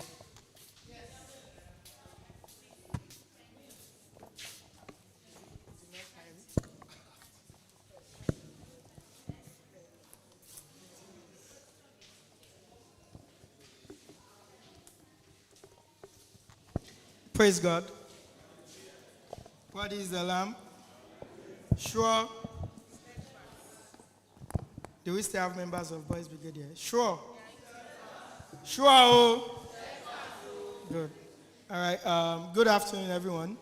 My name is Taiwo Obasan, and everyone has been selling themselves, so let me also do that. My name is Taiwo Obasan, and I am a digitalization expert. I've almost a decade worked across almost every career in tech, from front end to, software back to the good side of things to, product management, product design, and all. So all of the things I'll be saying here today would be a accumulation of my experience so far. And today, aside from being the Chief Operating Officer and Chief Product Officer of Funlola, which is a fintech, I also run, they said we should diversify. So I also run a digital consulting firm where I help traditional businesses, digitalize their businesses. So a business that is not with tech, I bring it up, to be tech enabled. Raise funds and all of that. And we've been doing that to the glory of God with a lot of businesses, finance businesses, traditional businesses and all. So I'm asked to speak on IT and your business.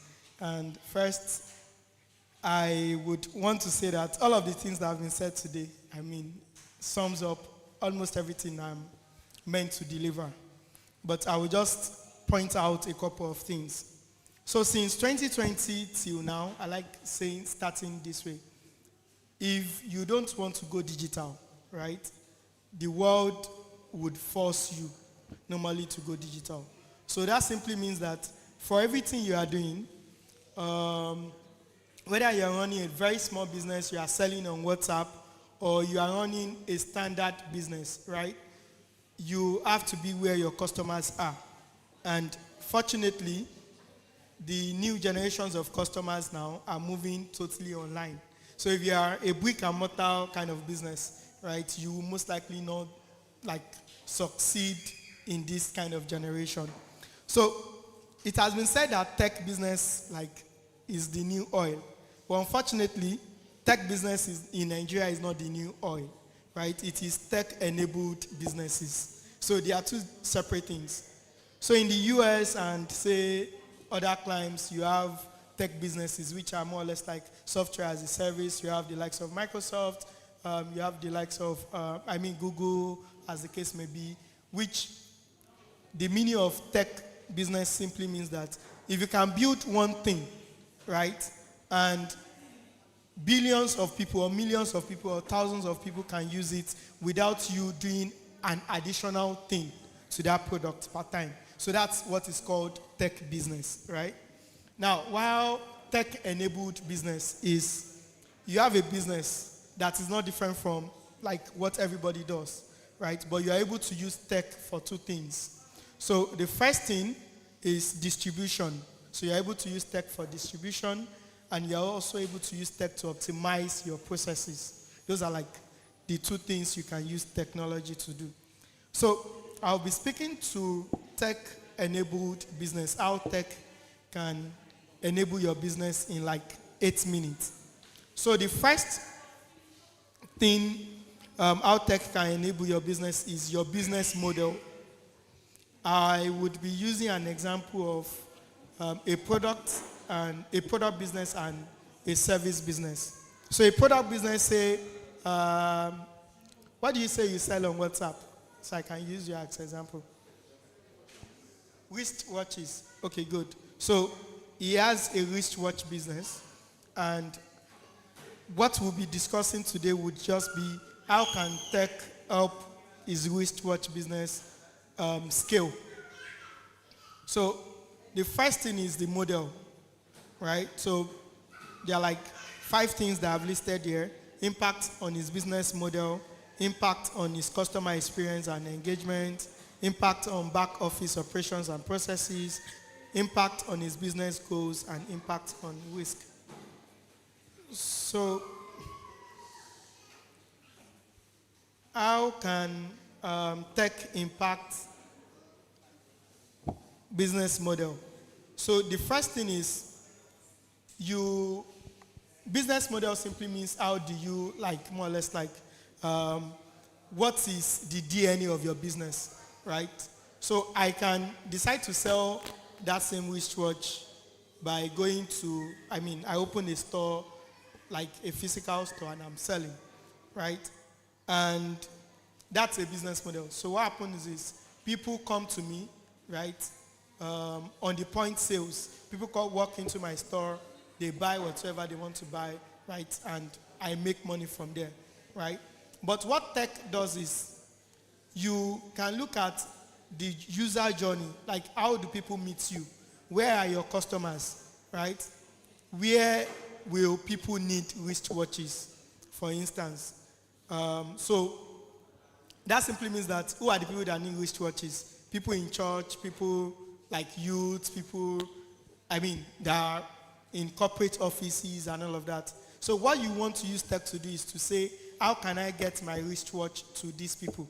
So one of the tools that you can use is called Google My Business. So Google My Business is a free tool that is available online where you can just go, the same way you access your Facebook or search on Google to add your business, to say, Darlington wristwatches, right? So if someone is in, let's say the address is this place, and someone in this address goes on Google to say, I want to buy a wristwatch. Where can I buy a wristwatch?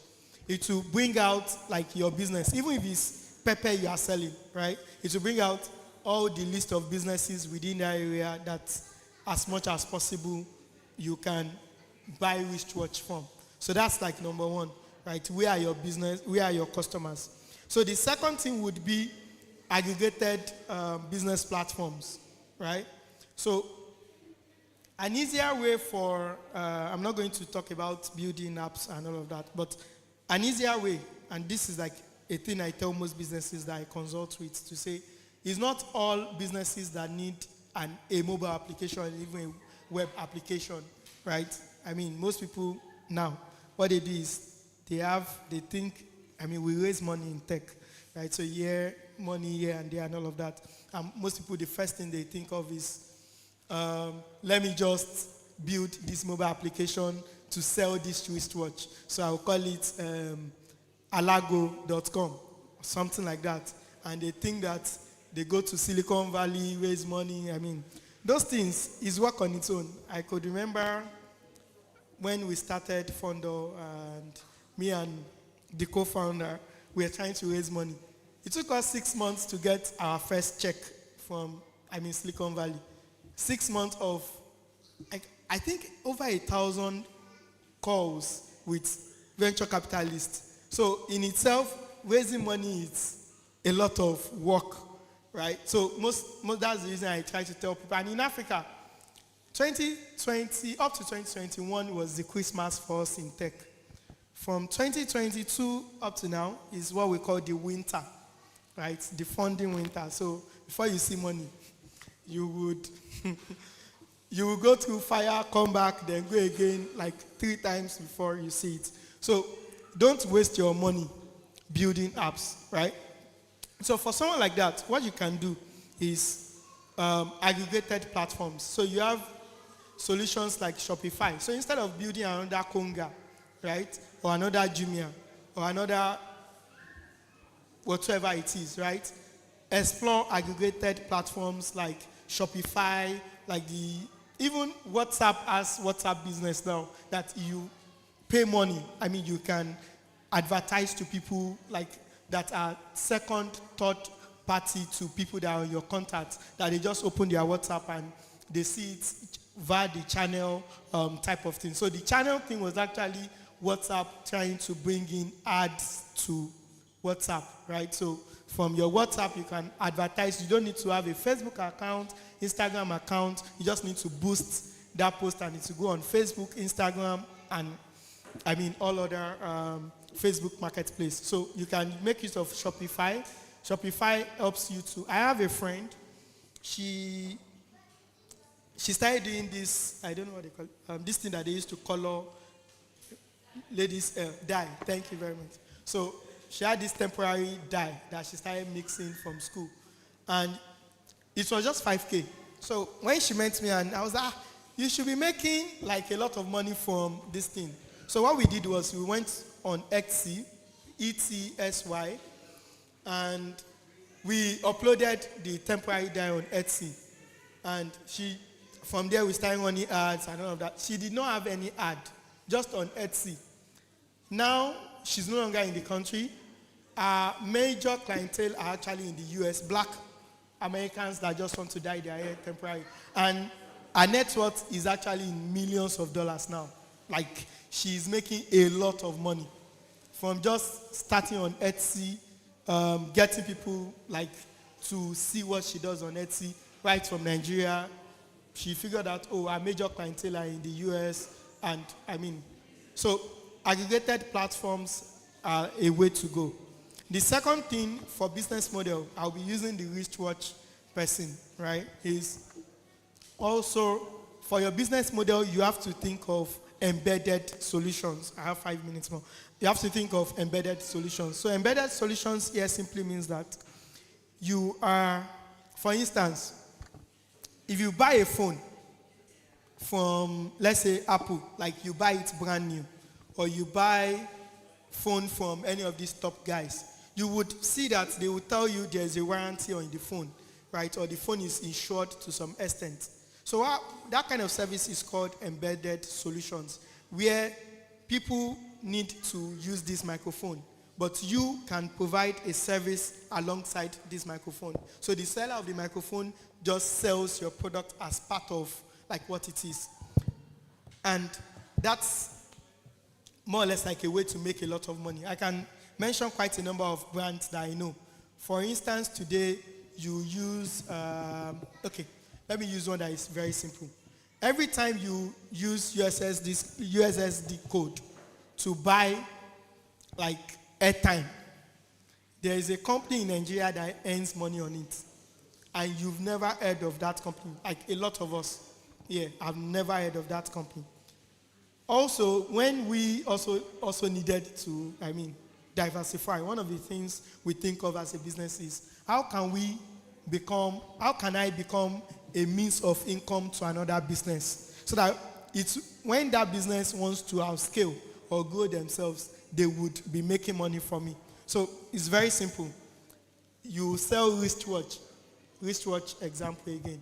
You sell wristwatch, there's someone that does fashion and caters to uniforms of schools, and all you need to do is just embed your wristwatch. Maybe the color of the uniform is pink, and you just tell them that, as part of the uniform you supply to British International School, I want you to also be supplying my wristwatch. I will customize it in BIS and all of that. And the more the school keeps getting students, you don't even need to advertise, right? That happens. So that's business model. Let me rush. Customer engagement. In Nigeria, most CEOs, Instagram CEO, WhatsApp CEO, they fail when it comes to customer experience. We don't regard customers here in this part of the world, right? And that's like because you think, oh, I cannot respond to every DM, I cannot respond to everybody that reach out to me on WhatsApp and all that. Not knowing that they are automated tools that all they just need to do is from clicking on Instagram, right? If there's, I'll mention a couple before I'm done. They click on it, an email goes to them automatically from there. You don't need to know tech to use power tools, right? They are called power tools. So email goes to them. From the email, you embed a Paystack link or a Flutterwave link or any of those guys. They make the payment, right? It automatically goes to, there are all of these logistics companies. There's Terminal, there's Speed. There are a couple of them that is just, they have these embedded tools, right? From there, it goes to that logistics company without you doing anything. From that logistics company, they deliver almost immediately. They said they have delivered, and all of that process is done without you clicking a button. It's just automating using power tools, right? So you should, as a business, and I mean, an extension to that is your customer doesn't have to wait for you to like chat them up. WhatsApp Business currently has it too, where you can embed some of these SDKs and plugins to it. So that's that. Also, there are free chatbots. That's the last thing on customer experience. I'm trying to move super fast. There are chatbots that you can build. Questions that people have been asking you in your Instagram DM over a long period of time. Pull them out. All the answers you have given them, pull them out. Put the question and put the answer on it. And when people just go to your website, they see that. Lastly, because of time, there are a lot of things here, is also, which is like the last thing. Everybody wants to get into tech, right? Or you want to make your business a tech-enabled business, right? The last thing I would say you should do is try to, a mentor used to tell me that, try to do things that will not scale, right? Before things that will scale. What does that mean? That simply means if you have a business idea, the first thing to do is not to think about money.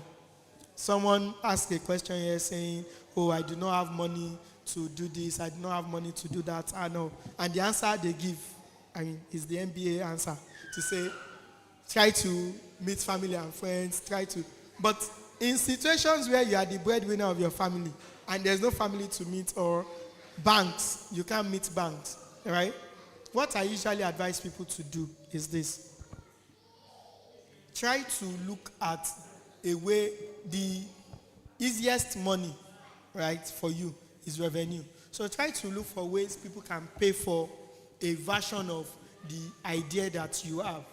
So for instance, someone asked a question and said, okay, I think it was, I've forgotten the person, that said he has an idea to teach kids in a different way. Right? I think you were the one. Now, let me give an instance of a company. It's called Tuteria, right? You can Google it, it does something similar. What he did was, he had the idea. Now he's a big man. But at the time when he had the idea, what he did was to create a WhatsApp group of teachers that would teach these children this in a different kind of way. Then created another WhatsApp group of parents that want their children to be taught in a different kind of way. So all he does is, when he gets the teacher, he goes on this page to ask them about what they need. On Excel, he will create that schedule to say, this is the child you should teach, this is how you should teach them. Then he bought like part payment, easy buy. I think it's easy buy they call it, where you pay small, right? To buy tabs for those teachers. So all he does was, on WhatsApp without building an app, he got about 15 teachers and he got about 30 parents. And he was matching them and he was making money. For 2 years, he never needed to build an app. He never needed to do anything like that has to do with money. He was a student. And from there, Tuteria has raised millions of dollars just to do whatsoever they've done. There's Ulysses, there's a lot of these tech solutions out there that started from just using what is available. So that would be the last thing I want to say, tech is in your hands, right? And my entire talk here is not to talk about the big techs, right? But to try to explore the tech that you have today to more or less like create value for the business that you have today. Your WhatsApp, I've mentioned Google My Business, I've mentioned YouTube, I've mentioned TikTok. The same way there are people going to TikTok to create content for whatsoever it is. We don't know you as the guy that review wristwatch. So you sell wristwatch, why should I buy from you if you are not talking about wristwatch? When do I get to your WhatsApp page and I see you reviewing maybe a Casio, why a Casio is better than this? This is the kind of wristwatch you should wear, or you should wear whenever you are wearing native. And all you just do is, I get your WhatsApp status and you just wristwatch it. Why should I buy it when I have one wristwatch already with me?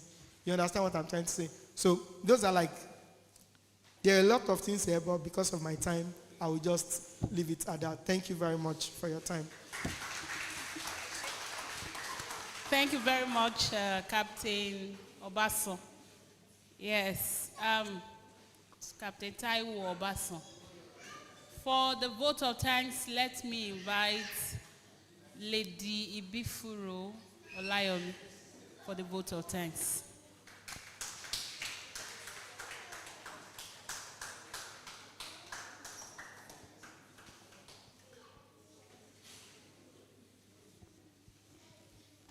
Hello, everyone.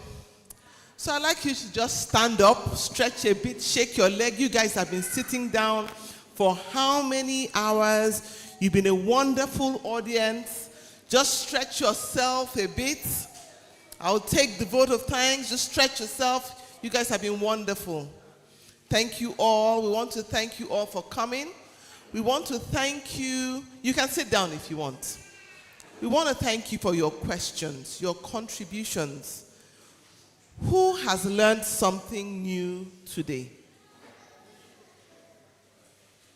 I mean, I think we've all learned something new. The last thing when Captain Taiwo was here and he was talking about tutorials, that's how they call them, tutorial.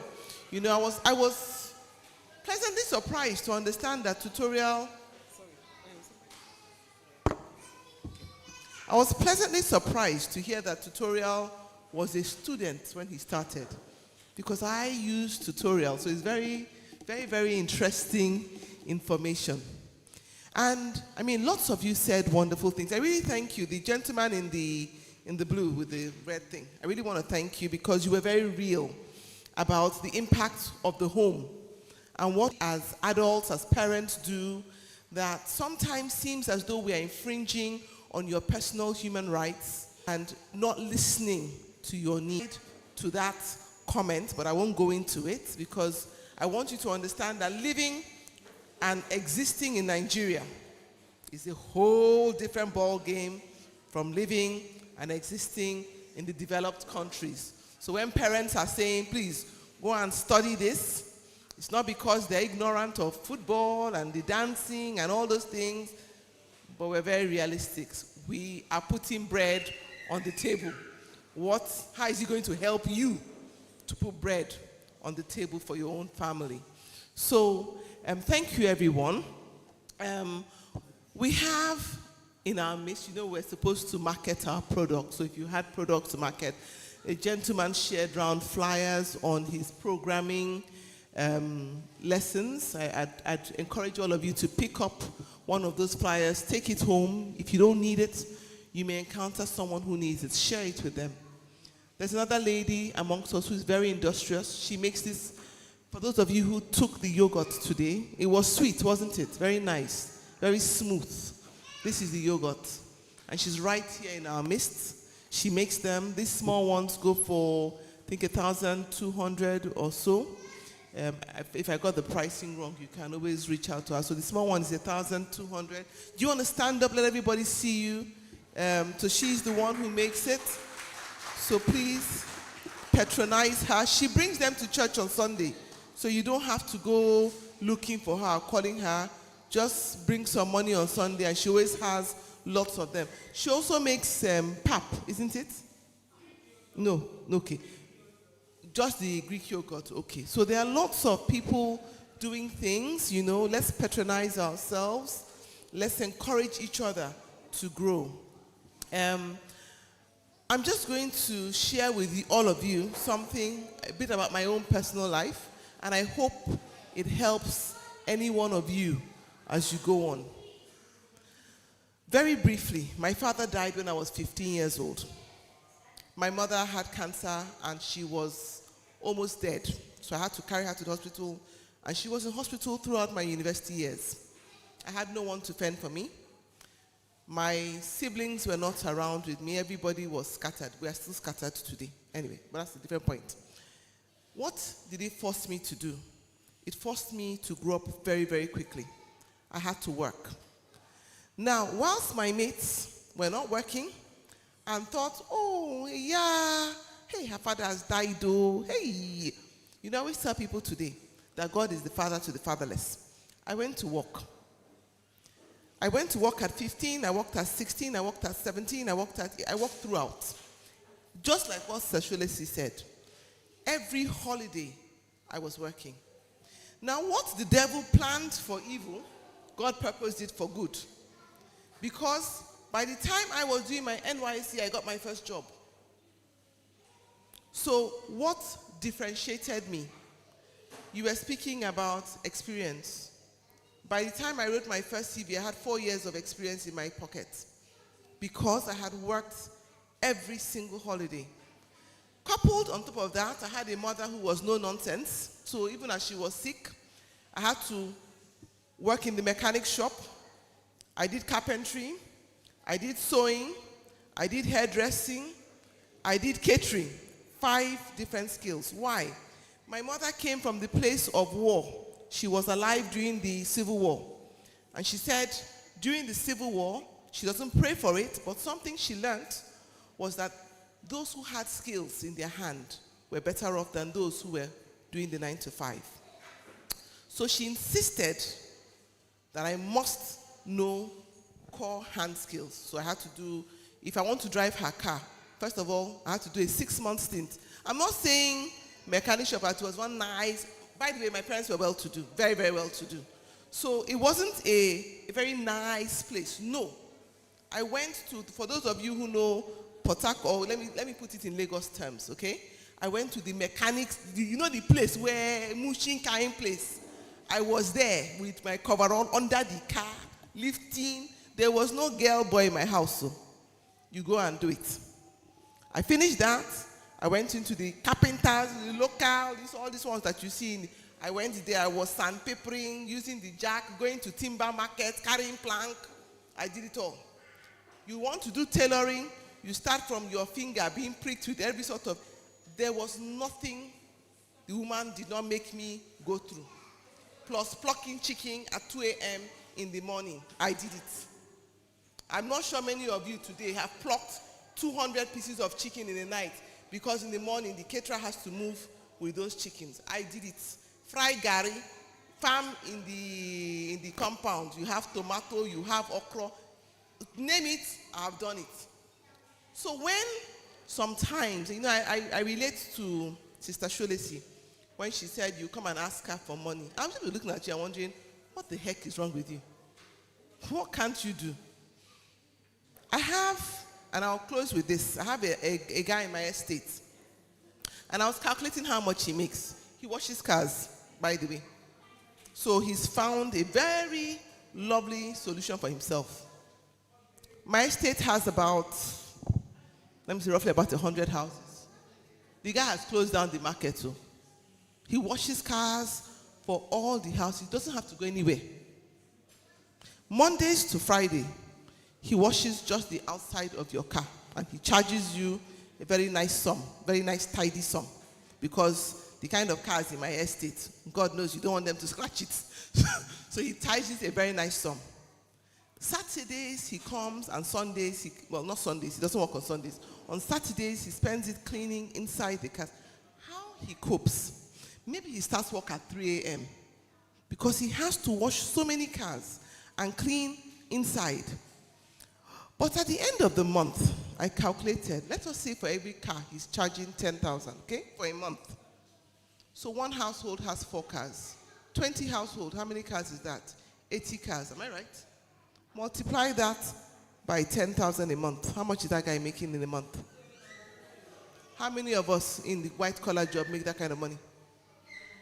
And by the way, because he's working in an estate where there are affluent people, he gets free things. He gets clothes, he gets food, he gets gifts of raw materials. So apart from the cooked food that he gets gifts of raw materials. His children are covered. Somebody will say, oh boy, you've been very good to me. Come today, make I just bless you. Dash him another 30K. So 800 is his fixed take home. You're not talking of the ancillaries he gets on top of that. That guy he's happy. Every time I'm seeing him, very cheerful. Friday, hi, madam, I did. If you call Friday for anything, Friday will do it. He will just tell you, madam, you go top him up. Finish. But Friday, so there are so many things, like Mr. Solesi said, look for how to address someone's concern. A lot of people have problems. In fact, I found out half of the people I know, I never knew this until 2 days ago. Half of the people I know have a PA. I was wondering, what the heck do you guys need a PA for? And they said to me, we don't know how you're coping without a PA. I said, why do you need a PA? When we are 9 to 5 in the office, who is going to help us to go to the market? When my wife is shouting that this, who is going to help me sort it out? When I need to travel, who is going to fill my visa form? All of them have a PA, which they are paying nothing less than 150,000 a month. Now 150,000, some of them are giving them houses, some of them have given them car. I'm like, okay, so there is a business need here. Recently, I saw somebody put up a flyer, Omugwo. I don't know if any of you have seen that flyer. Omugwo, yes. Don't stress yourself. You don't have family close by.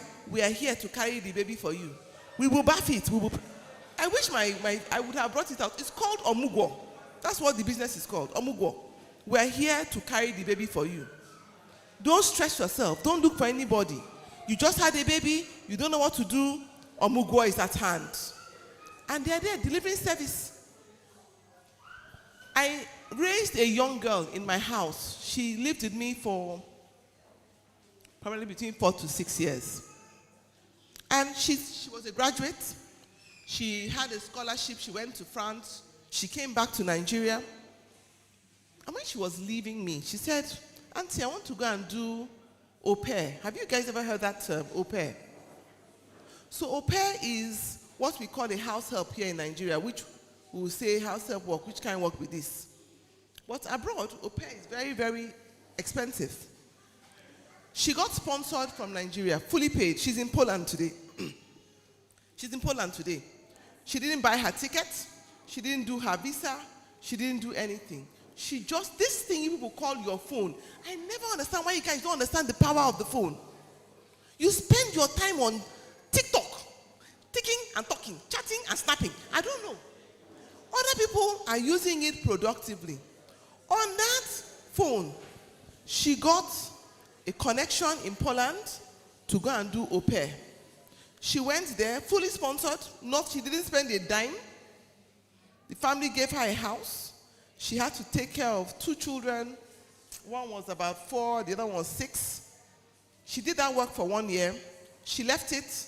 She went into IT. Another company has covered her paperwork. She's still in Poland today. She's planning to migrate from Poland to the States, and she's looking for another company that will fully sponsor her. She left my house at the age of 22. How are you using what you have? If we spend our time griping, I call it griping, complaining, nobody will give me. People are looking for who to give. Oh. People are looking for who to sponsor. I can tell you 10 people that are willing to invest in businesses. The problem is you've not been able to demonstrate that you are serious about business. Nobody wants to put down their hard-earned money for somebody else to squander. How can you demonstrate? Taiwo was speaking about how difficult it was to get funding. Because if you cannot convince somebody that really I'm serious, nobody's going to keep down their money for you. So, in leaving, I want you to remember that the first investment you have is yourself. Yourself. Why should people believe in me if I don't believe in myself? 2, how can I make people believe in me? I have a young man I employed in my office. Boy was selling onions in Alaba market.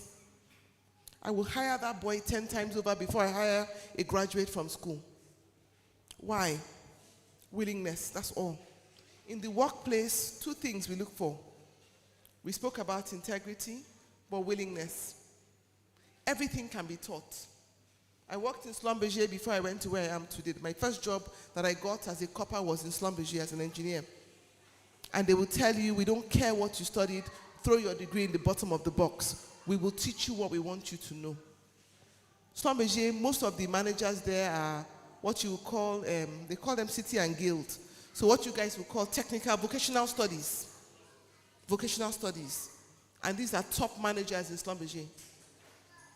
But I will tell you that the work that those vocational studies guys can do, an engineer from school cannot get it done.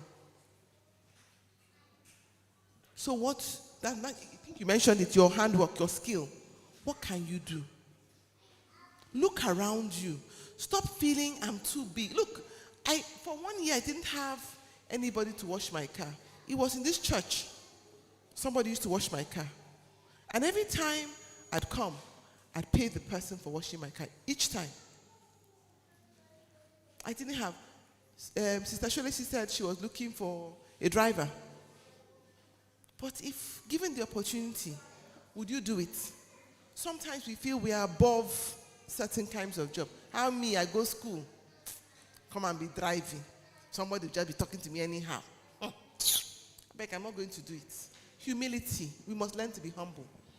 Oh, by the way, I didn't tell you I was a bus conductor. Oh yes, I did bus conductor for 6 months of my life. I told you my father had died. This is a very hungry girl, though. There was nothing you give me I wouldn't do. My brother and I, we put money together after I'd worked one period. I worked in, I managed to get a holiday job in Shell. They were paying me 4,000 naira. We put it together.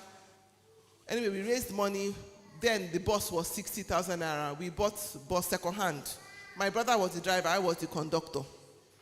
Of course, the business failed. The business crashed because there was only so much I could do. And as a girl, there were certain risks I was exposing myself to. So after a while, my brother said he didn't want me to be the conductor because the number of guys that were coming to the house was a bit too much for him to handle. So he said, let's stop this business. We gave it to somebody else who ran it down. And that was the end of our bus conducting business. So there are lots of things you can do. This thing, somebody analyzed one day car wash, how much they make. But I'm not even saying car wash. I'm not even saying, there's so many things. Really, when you put your mind to do it, what is project management? I think we spoke about project management today. Somebody said you were the one that said you hired a housewife for project management. What is project management? Project management is doing nothing but getting others to do the work for you. Now, look at Lekki. Yesterday it rained. What did you see? Sorry, yesterday it rained. What did we see? Sorry? Traffic. What caused the traffic? Is it bad road?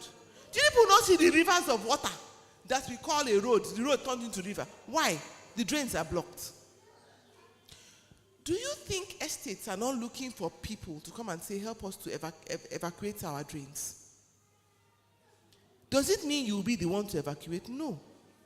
But as a project manager, you market your skill, you get people who will come, you supervise the work, you pay them.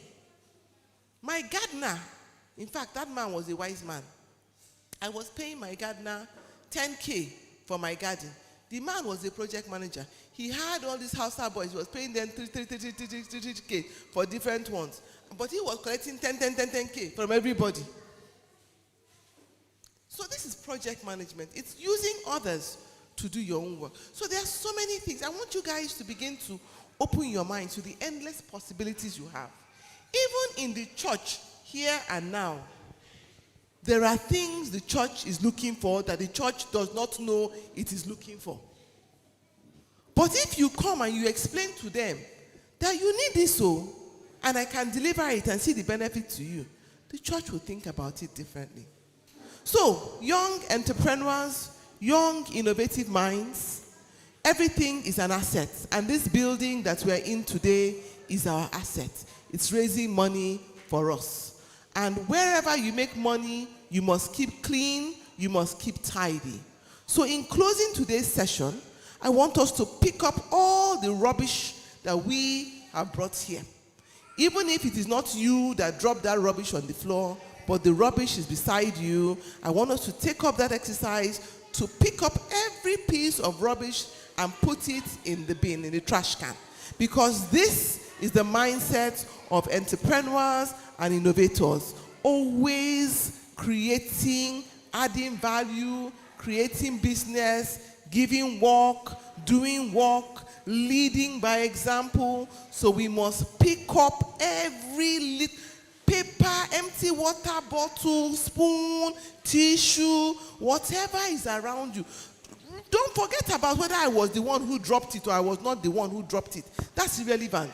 Let's leave our places better than the way we met it. And I want to thank all of you. Thank you for being a wonderful audience. Thank you for all our speakers. Thank you to our ministers for their time. And the Lord will take you home safely in Jesus' name. Thank you. Amen.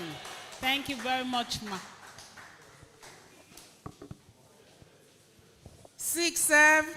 Follow Christ. 6 serve. I'll follow Christ. We have a saying in Yoruba land. They said it's the same teeth that the mother uses to bite the child. What does she use that same teeth to do? To buy sweets. To play with the child. So I know that I was upset the other time, but I'm okay now. I'm not upset anymore. My little brother there gave a reason why he was late. I know Margaret and Regina, I know they were stuck in traffic. So I know that it wasn't that you didn't want to come on time. You just couldn't make it.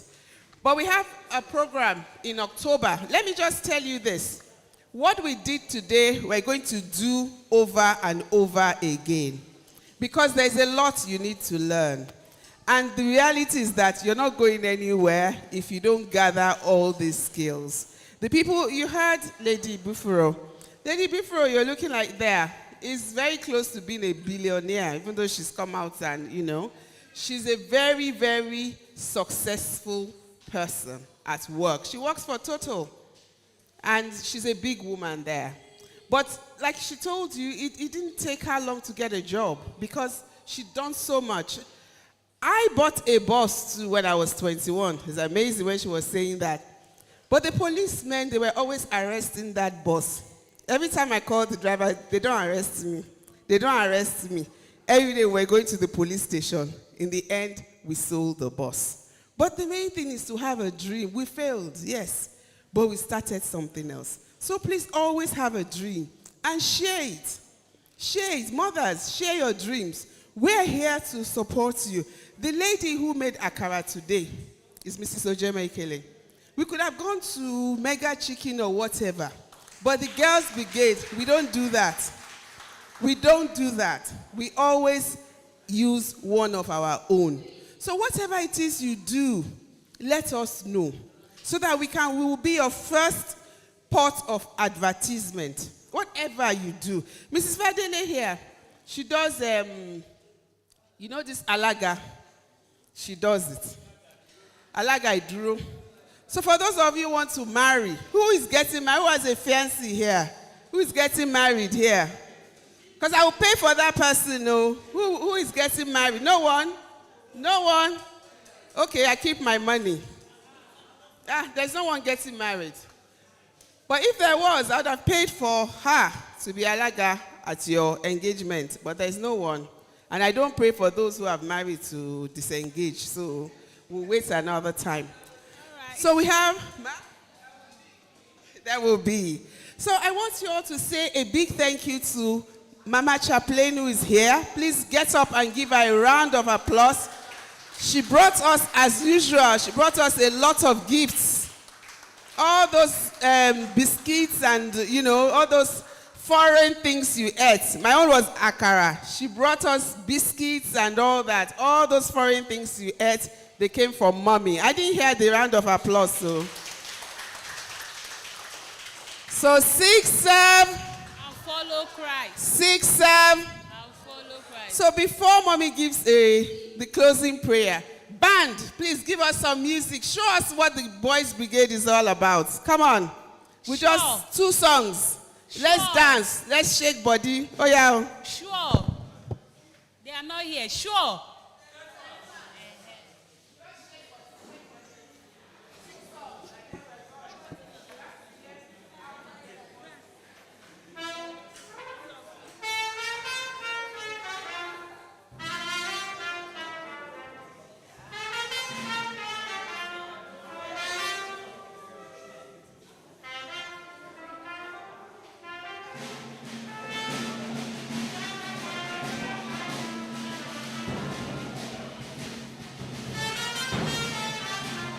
Bíkọ́ṣe bàbá lókè, ta ni wọ́n tún gbé ọpẹ́ mi fún?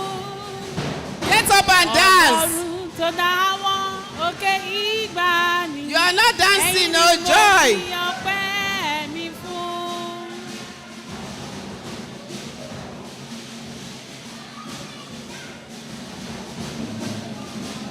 Brother Sheyi, you are not dancing.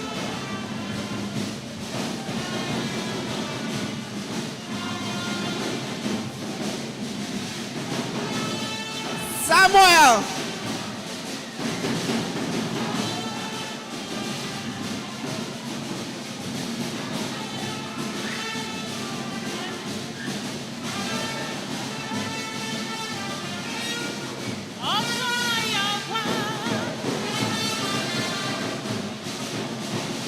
This is the day of joy, the day of joy the Lord has made. This is the day of joy, the day of joy, the day of joy. This is the day of joy, the day of joy that the Lord has made. Oh, my darling Jesus, you're a wonderful Lord. I love you so much, darling Jesus. Oh, my darling Jesus, you're a wonderful Lord. Darling Jesus, darling Jesus. Oh, my darling Jesus, you're a wonderful Lord. I love you so much, darling Jesus. Oh, my darling Jesus, you're a wonderful Lord.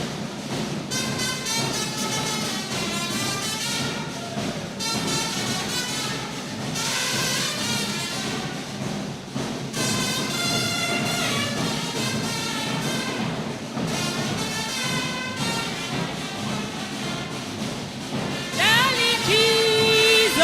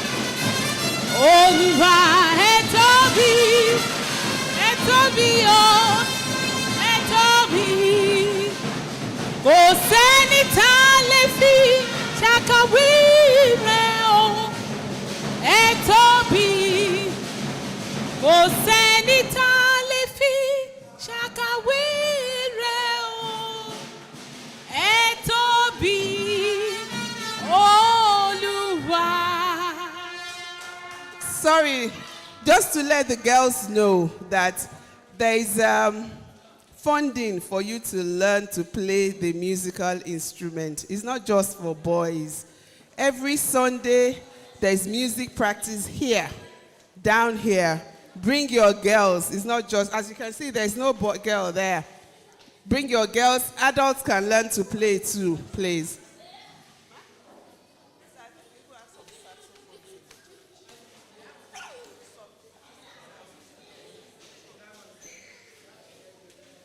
Praise God. Worthy is the Lamb. Let us pray. Almighty Father, we bless and worship you. We thank you for this day. We set the day, we prepared, and you brought it to pass. Not only did you do that for us, but you gave us good weather, and you gave us the chance to come. We thank you for what we have learned here today. And it is my prayer that each and every one of us will put them to use in the mighty name of Jesus. We pray, Lord God, that all we have heard here today and all we have done here, they will germinate good fruits. They will germinate into bigger visions, bigger accomplishments for each and every one of us in the mighty name of Jesus. And as we live here, Lord, we pray for your guidance, for your protection, for journey mercies. We pray for a renewed vigor